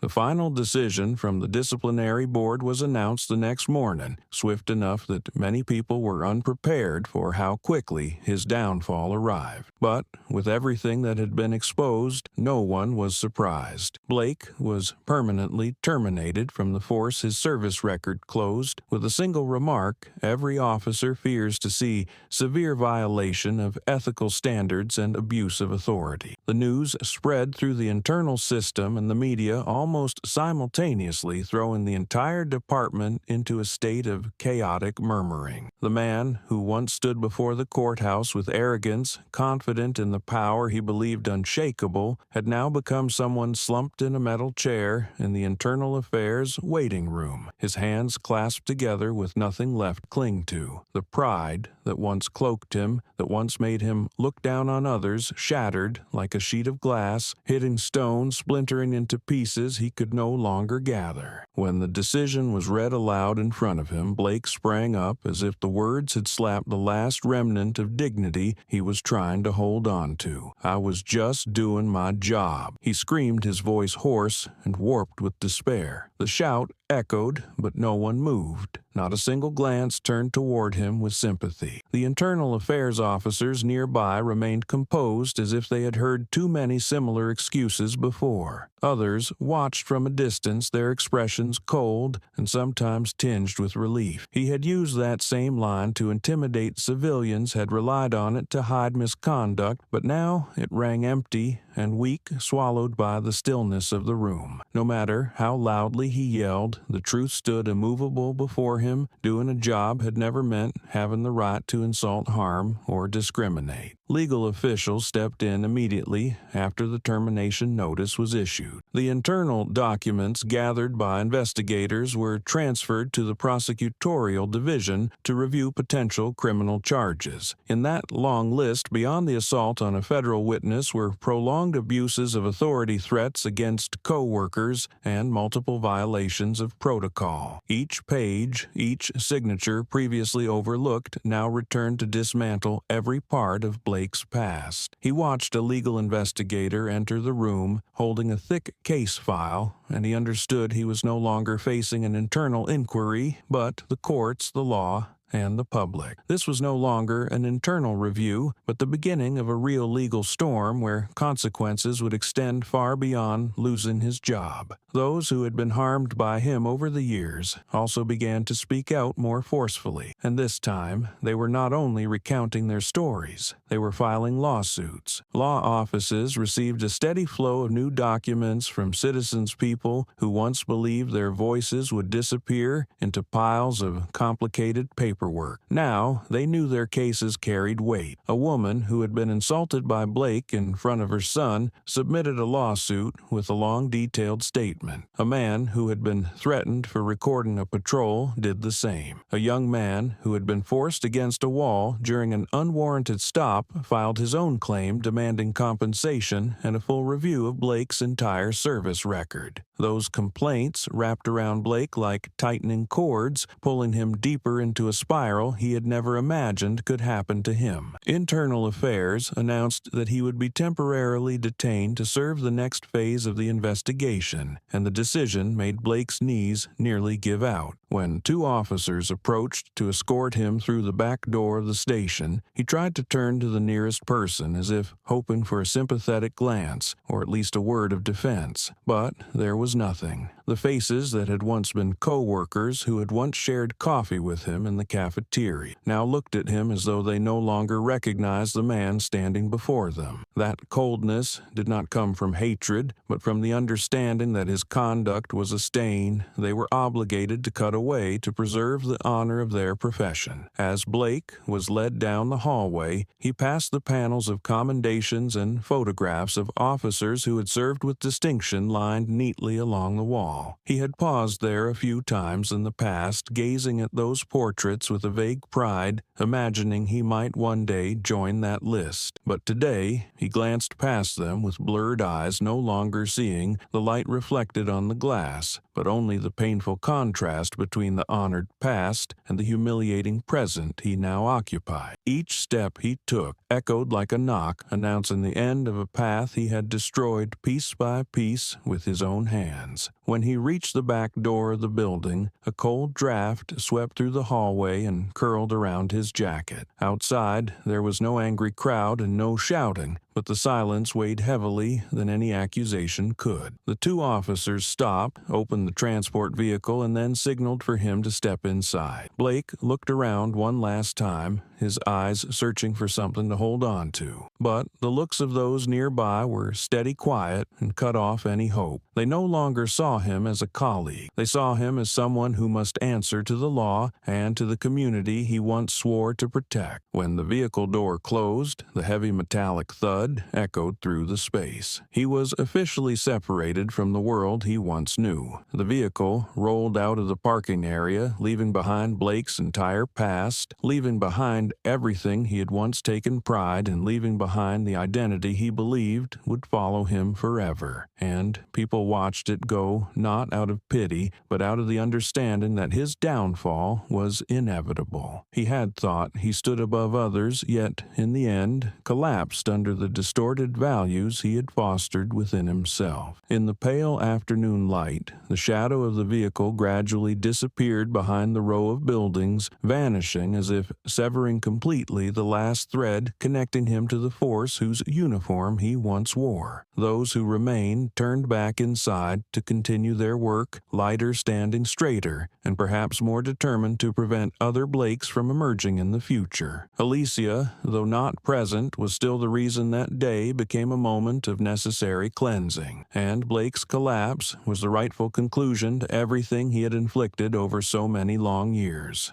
After the hearing and the decision to dismiss Blake, the aftermath of the incident did not fade the way many had predicted. Instead, it spread like ripples on water, affecting multiple layers of the community. The videos capturing the moment on the courthouse steps were shared millions of times, each replay serving as a reminder that abuse of power can happen anywhere and to anyone. What made the story resonate so strongly was not only Blake's excessive behavior, but the way Alicia stood firm against it. Her composure became a symbol for those who had been treated unfairly, yet never found a voice. Many civil rights organizations used the incident as the foundation for workshops on bias within public agencies, while community groups created forums to share experiences of discrimination. Every conversation and every small gathering mentioned her name as proof that change can begin from a moment that seems ordinary. In schools, teachers referenced the story as a lesson in courage and self-respect. On veteran organization forums, many wrote to thank Alicia for upholding the steadfastness they believed belonged to a soldier. The story also inspired many young people, especially those who had felt underestimated because of their skin color or appearance. They viewed her calm response to an act of disrespect as evidence of inner strength, not through retaliation or force, but by standing tall, facing forward, and refusing to be pulled down by someone else's hostility. The movement against racial discrimination, long simmering within the community, now gained a powerful voice from someone who did not rally crowds or make speeches, but simply lived by her own principles. Even when pushed into the center of attention, Alicia did not see herself as the main character. She declined interviews and public appearances, keeping her routine the same as before. When asked why she chose silence despite the sudden notoriety, she only said the situation did not need additional commentary. To her, the heart of the story did not lie in who she was, but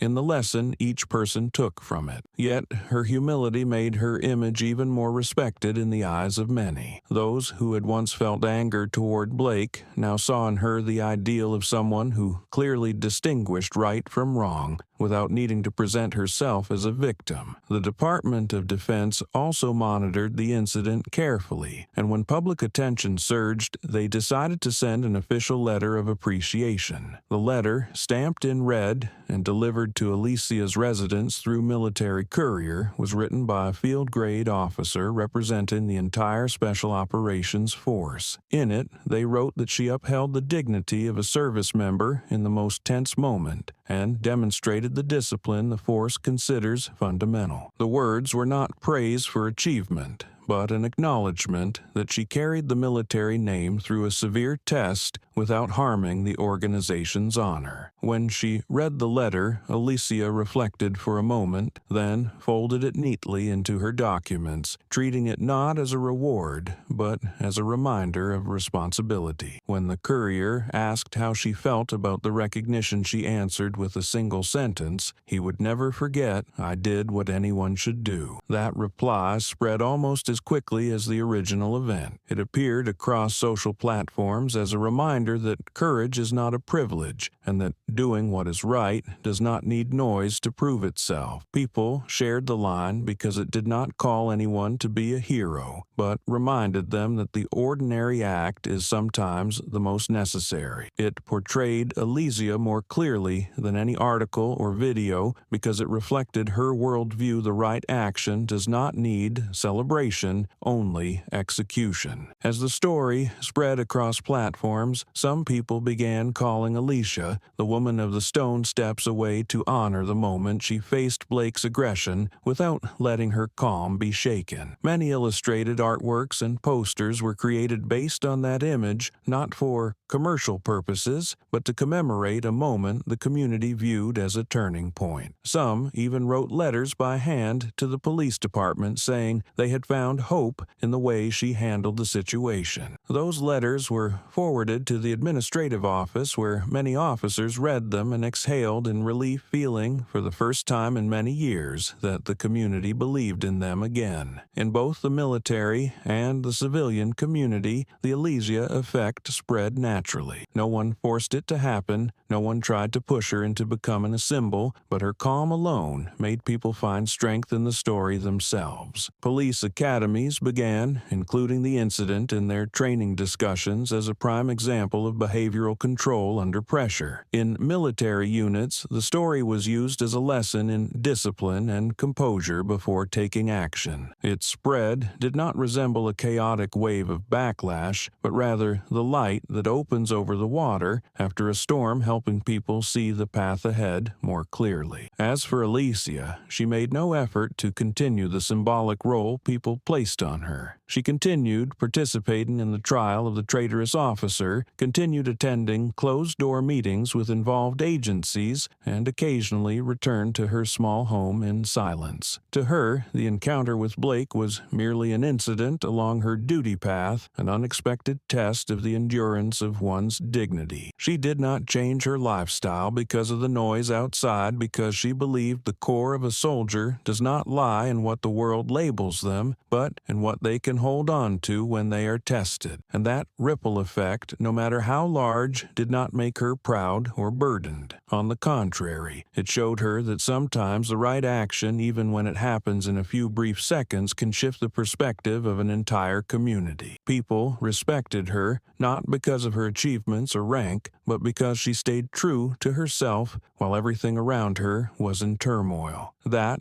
was what made her a symbol, even though she never sought to become one.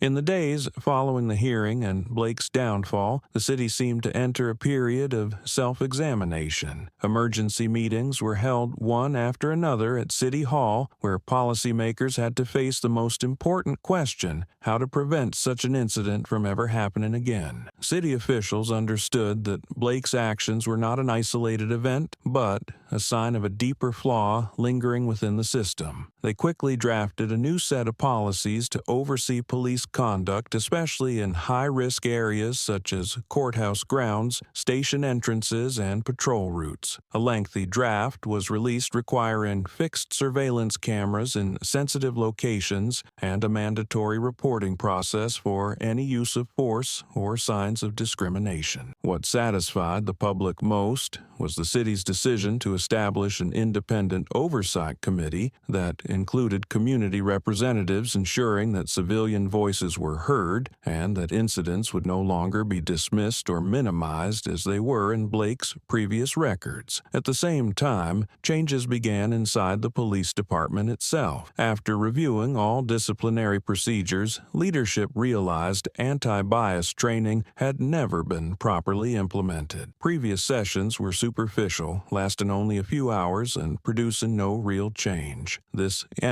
Everything was different. The department introduced a mandatory, carefully designed training program featuring psychologists, civil rights attorneys, and even individuals who had once been victims of discrimination. The atmosphere in the sessions was not always comfortable, because many officers had to confront thought patterns they never realized were problematic. Some discussions became tense, but that tension made the sessions more effective. The goal was not to accuse or shame anyone, but to help officers recognize how bias can weave into daily actions and turn a protector of the law into someone who misuses authority. This was a crucial shift, not because of public pressure, but because it was carried out with genuine intent. In an internal meeting, broadcast live to the entire force, the police commander stated, "The Blake incident is a painful lesson, but it is also an opportunity for us to correct ourselves." His voice echoed through the auditorium and across screens in every precinct, becoming a marker of the reform many had long hoped for. His words were not an apology, but a commitment to the future. Every officer who heard them understood that from this point on, behavioral standards and accountability would be held to a far higher level, leaving no room for anyone to stain the honor of the department. During the reform process, Hale became one of the most frequently mentioned names. His courage during the hearing not only helped clarify the incident, but also opened the door to change for the entire unit. His honest testimony made leadership realize that the force still had people who preserved the true values of the profession. Therefore, when the promotion decision was announced, many people smiled as soon as they saw his name. Hale was appointed supervisor of the patrol unit, a position he once believed he would never reach, especially after the months of pressure he endured under Blake. When he stood to receive the decision, he felt both hands tremble slightly, but this time they trembled from emotion rather than fear. He had come a long way from someone who once bowed his head to avoid conflict to someone who stood before the entire force to speak the truth. That moment was a deserved acknowledgement of that journey. After the ceremony, as he stepped into the hallway, he saw Alicia waiting. Although she was not part of the police force, many officers still looked at her with deep respect whenever she appeared in the building. Alicia leaned lightly against the wall, the light through the window casting a soft streak across her shoulder. When she saw him, she straightened and walked forward. Hale smiled, still a little unsure, because he had not yet grown used to the attention directed his way. Alicia looked at him, her eyes gentle yet steady, and said, "Congratulations." The simple words carried exactly the weight Hale needed. He thanked her, but in that moment he realized that what moved him even more than the congratulations was her smile. That smile appeared rarely. Anyone who had met Alicia knew she usually kept a calm expression, showing little overt emotion. So,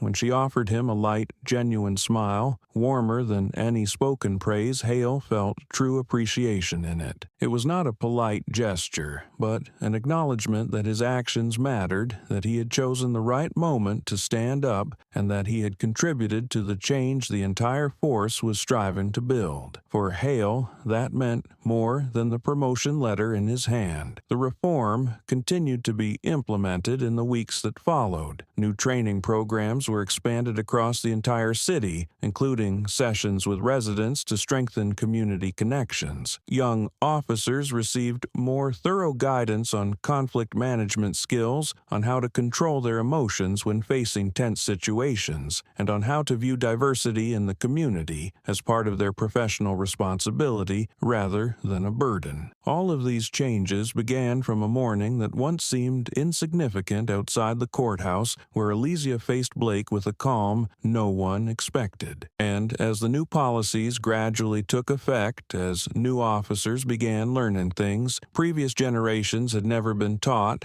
as residents slowly felt their voices being heard more, the city understood that this was not a reform that lived only on paper. It was a true transformation, built by people who dared to confront wrongdoing and by those who held on to their dignity even while being treated unjustly. In a small corner of the building, Alicia watched the city move in a new direction, and she knew that although she never sought the role of a guide, her story had contributed to that journey of change. In the months following the reform, Alicia's name continued to appear steadily in community conversations, but not as the center of an incident that had stirred public outrage. Instead, she became a symbol of steadiness and calm in the face of injustice. Many social organizations reached out to invite her to share her experience, from civil rights groups and school training programs to organizations supporting women of color. However, Alicia did not rush to accept everything. She reviewed each invitation, assessing which spaces truly needed her presence, which ones would bring real value to the people seeking guidance or support. When she did appear, she spoke little, but spoke precisely about what mattered. Strength is not the same as volume, calm is not the same as endurance, and confronting injustice does not always require responding with anger. That simplicity made her words easy to accept, helping listeners feel close to her. her, rather than as though they were hearing a speech removed from their lives. Among those most affected by her story were young people, teenagers and young adults, especially those who had felt judged for their skin color, gender, or family background, found in Alicia a role model unlike the ones they usually saw. She did not speak much about accomplishments or achievements. She did not boast about her special operations past. Instead, she talked about standing upright in difficult moments and not letting others decide one's worth. These messages spread through countless youth groups, sparking impromptu discussions about overcoming prejudice. Some wrote her letters saying they had found the courage to stand up for friends. Others said they no longer felt out of place in environments that once intimidated them. Those lines stayed with her for a long time because they showed that change often begins with small things that eventually create a wide-reaching impact. Even veterans reached out to her in their own ways. Handwritten letters arrived in her mailbox, some written in handwriting, unsteady with age, others typed neatly but full of sincere respect. Many wrote that they had once felt forgotten after leaving the service, feeling that a soldier's honor was no longer fully understood in modern storytelling. When they saw how Alicia held her ground in the face of insult and violence, they felt as though the dignity they had protected for so many years was being carried forward by another generation. One letter said, "You remind me of the comrades we lost." Another said, "Thank you for standing tall like a true soldier." Each letter was a memory, a reminder, and a recognition that moved her in ways she could not easily express. She kept them carefully in a small box, treating them as gifts she never wanted to lose. And amid all of this, Alicia still kept her simple way of living. She did not let herself get swept up in spotlight attention or praise. She understood clearly that the victory that day did not belong to one person but to the entire community that chose to stand with the truth. If it had been only her, the story would not have spread the way it did. If Hale had not stepped up to testify, if witnesses had not recorded the incident, if internal affairs had not pushed for a full investigation, if the public had not applied pressure, justice might never have been carried out completely. Alicia understood this deeply and reminded herself that every change begins with many hands and many voices. She had simply been fortunate to stand at the center of that moment. But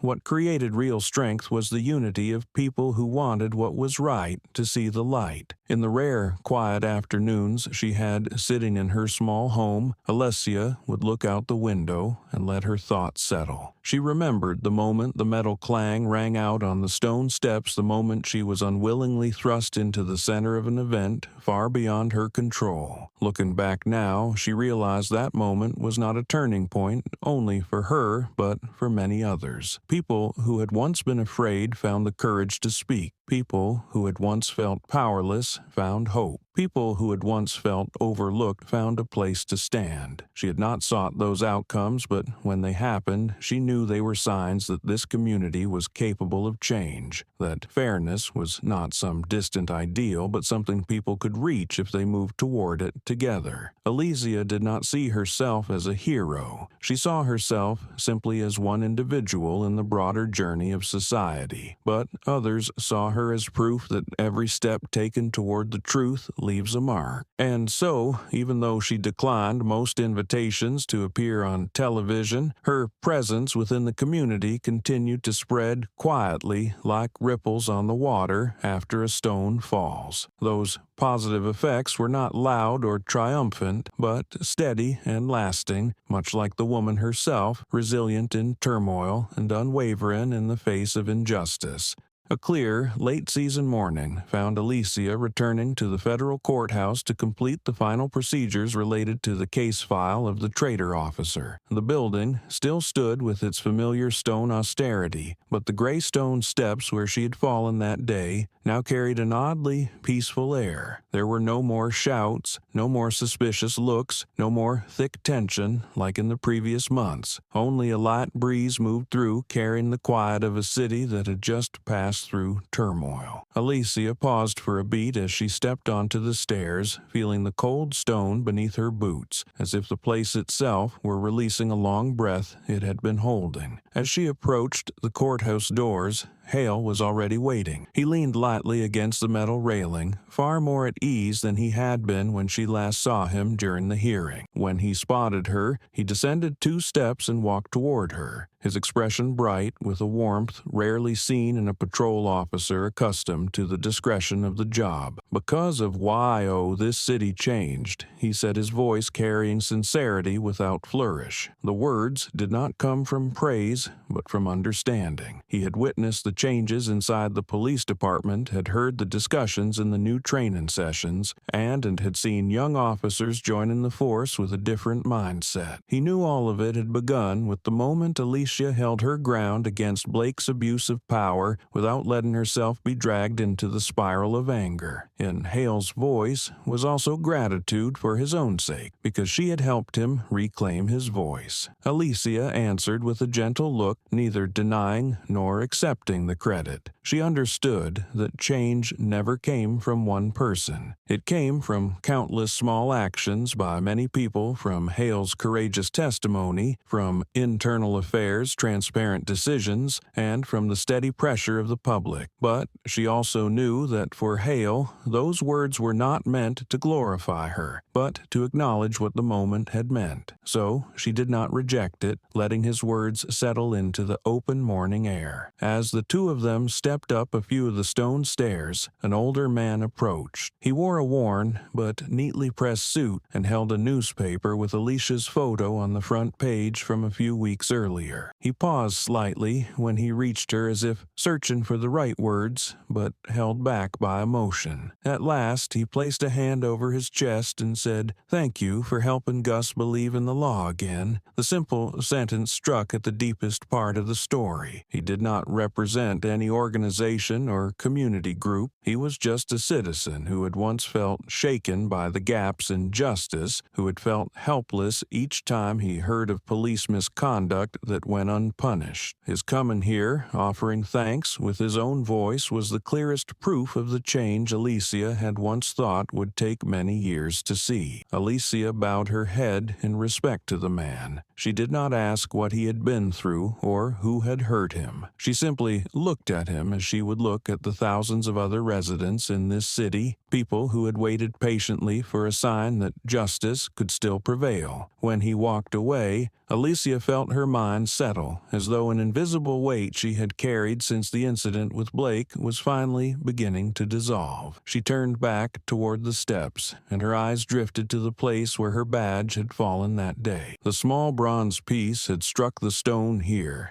making a sound that changed the fate of many people. Alicia stood still for a few seconds, letting the memory play like a slow film, then gave a slight nod, not to relive the tension, but to acknowledge that what had happened here had fulfilled its purpose. There was no more turmoil or lingering bitterness, only a calm that spread like still water after a storm. She drew a deep breath and continued ascending the steps, entering the courthouse with Hale. Her steps were steady and unhurried, carrying a peace she had not felt in many months. The courthouse ahead no longer represented conflict, but stood as a symbol of the path she and many others had helped clarify. The gray stone steps behind her felt like a chapter completed, while before her was the continuation of a journey she no longer walked alone. A clear, late-season morning found Alicia returning to the federal courthouse to complete the final procedures related to the case file of the traitor officer. The building still stood with its familiar stone austerity, but the gray stone steps where she had fallen that day now carried an oddly peaceful air. There were no more shouts, no more suspicious looks, no more tension like in the previous months. Only a light breeze moved through, carrying the quiet of a city that had just passed through turmoil. Alicia paused for a beat as she stepped onto the stairs, feeling the cold stone beneath her boots, as if the place itself were releasing a long breath it had been holding. As she approached the courthouse doors, Hale was already waiting. He leaned lightly against the metal railing, far more at ease than he had been when she last saw him during the hearing. When he spotted her, he descended 2 steps and walked toward her, his expression bright, with a warmth rarely seen in a patrol officer accustomed to the discretion of the job. "'Cause of you, this city changed," he said, his voice carrying sincerity without flourish. The words did not come from praise,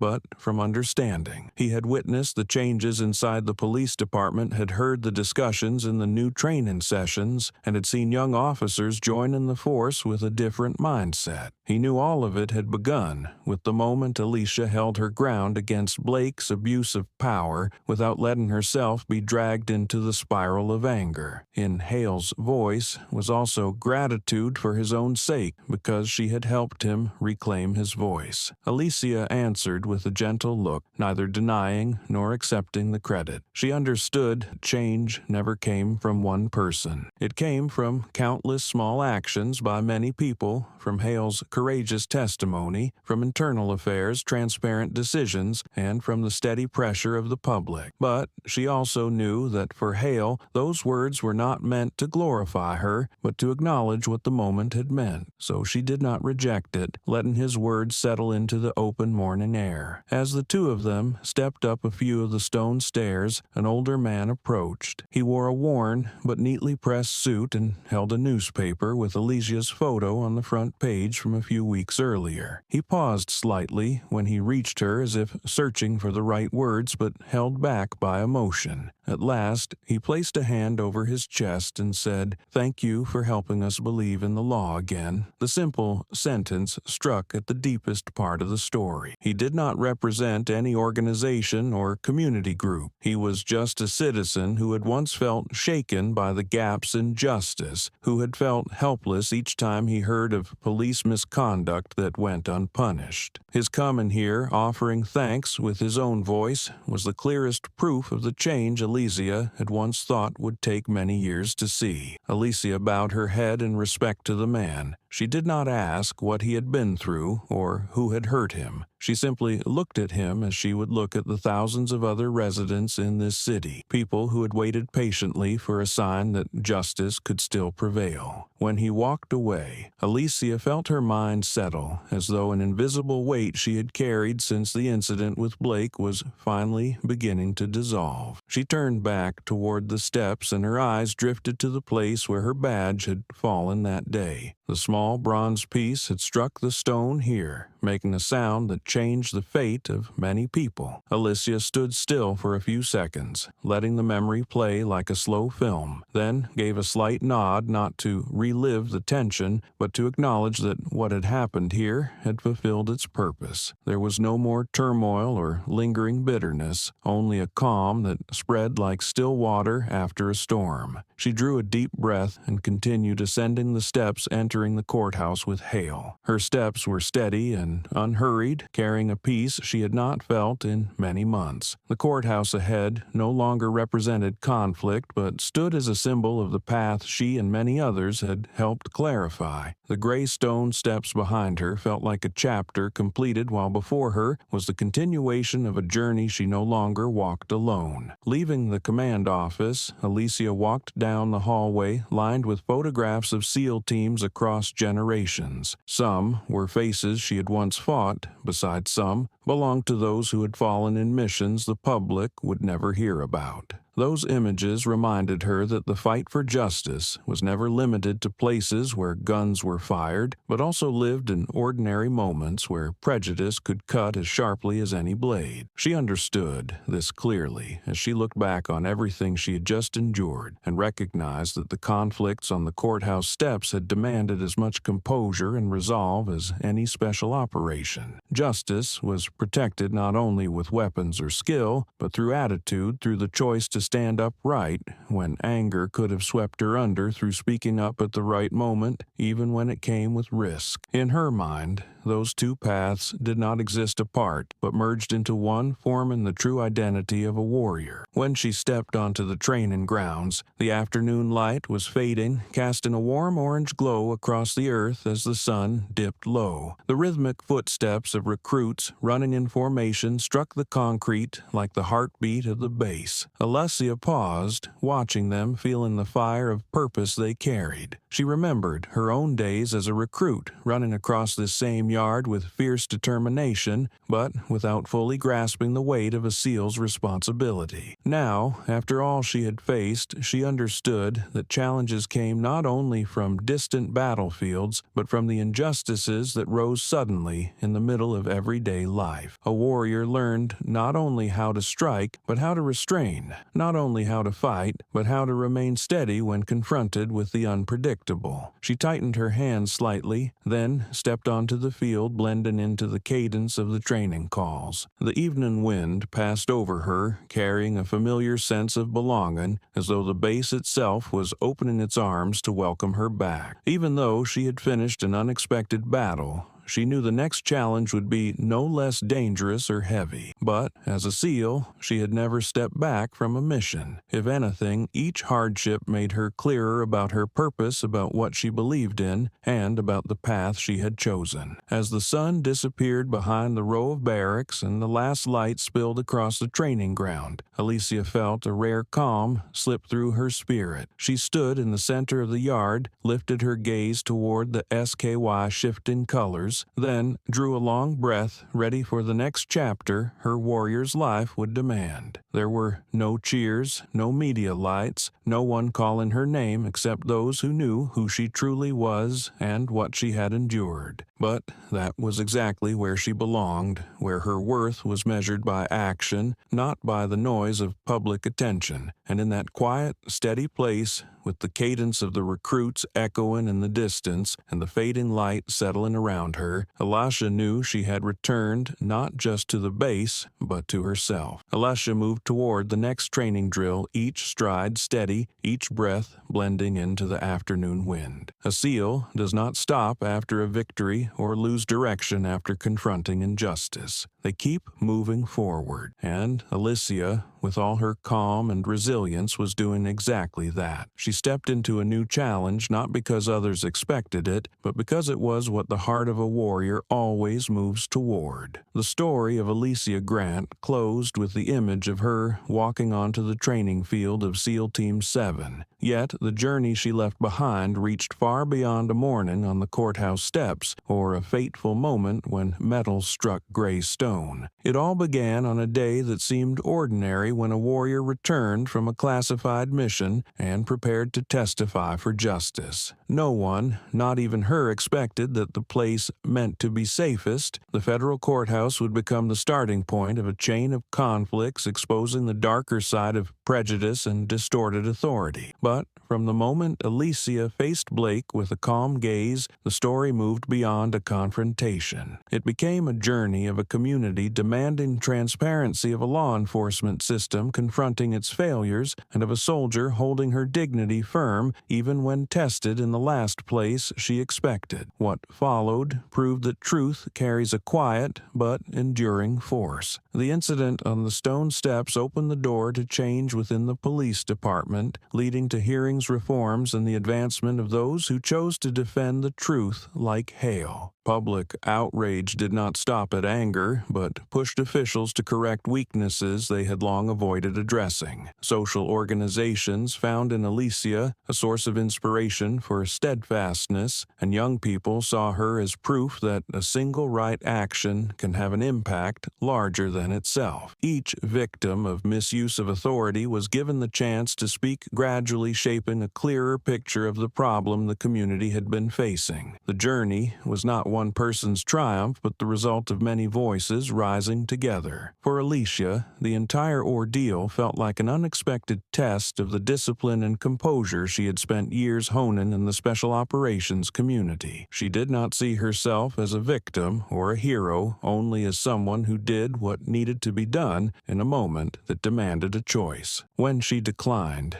interviews stayed humble in the face of praise or agreed to speak only where it truly mattered. It was her way of affirming that real value lies in action, not attention. Her calm did more than steady her through the storm. It gave the community confidence that justice could still be upheld through resolve and self-respect. And so, while the world continued to discuss, debate, and draw lessons from what happened, Alicia simply returned to the rhythm of a soldier's life, carrying forward not the weight of fame or controversy, but the quiet certainty that she had remained true to herself when it mattered most. Looking back, this story carries lessons that need no embellishment to reach those who witness it. The first lesson is the power of attitude. Alicia did not prevail through force, but through steadiness in every word and every look, proving that in many situations, inner resolve can create a deeper impact than any fierce retaliation. The second lesson is the importance of speaking up at the right moment. If Hale had not overcome his fear to tell the truth, if the witnesses had not recorded the moment on the stone steps, if the public had not followed the case closely, justice might have leaned in another direction. The city's transformation shows that everyone has a role in building a fairer environment. The third lesson is the meaning of humility. Though praised and seen as a symbol, Alicia always reminded others that the victory did not belong to her alone, but to the whole community. That made the story feel relatable because it did not glorify one person, but encouraged collective effort. And the final lesson, perhaps the most important, is that justice does not exist only in a courtroom or in legal documents, but in everyday action. Every glance, every word, and every choice can contribute to a safer environment for all. Justice is not a distant concept, but something that can be protected daily. As Alicia stepped onto the training field under the evening light, preparing for her next mission, she carried not the aura of a figure in a grand story, but the spirit of someone who understood that the fight for what is right is ongoing. She left behind the gray stone steps that had witnessed so many conflicting emotions, but carried in her heart the belief that change is possible when people choose to stand with the truth. And that is also the message she leaves for those who watch. Each of us has the choice to become the better part of our community, to not turn away when facing injustice, and to believe that calm and resolve can make a difference. She moved forward with the quiet confidence of someone who had faced turmoil without losing her center, someone who understood that dignity is not loud but steady, and someone who knew that one act of clarity could echo far beyond its moment. Even as the world continued to analyze what happened, her path remained simple and unwavering, to serve, to stand firm, and to choose what is right, even when no one is watching. And in that simplicity lies the final and lasting lesson of her story, that true strength is not measured by the battles one wins, but by the integrity one keeps. Through that, Alicia Grant walked on not as a symbol created by others, but as a warrior whose quiet steadiness changed more than she ever intended.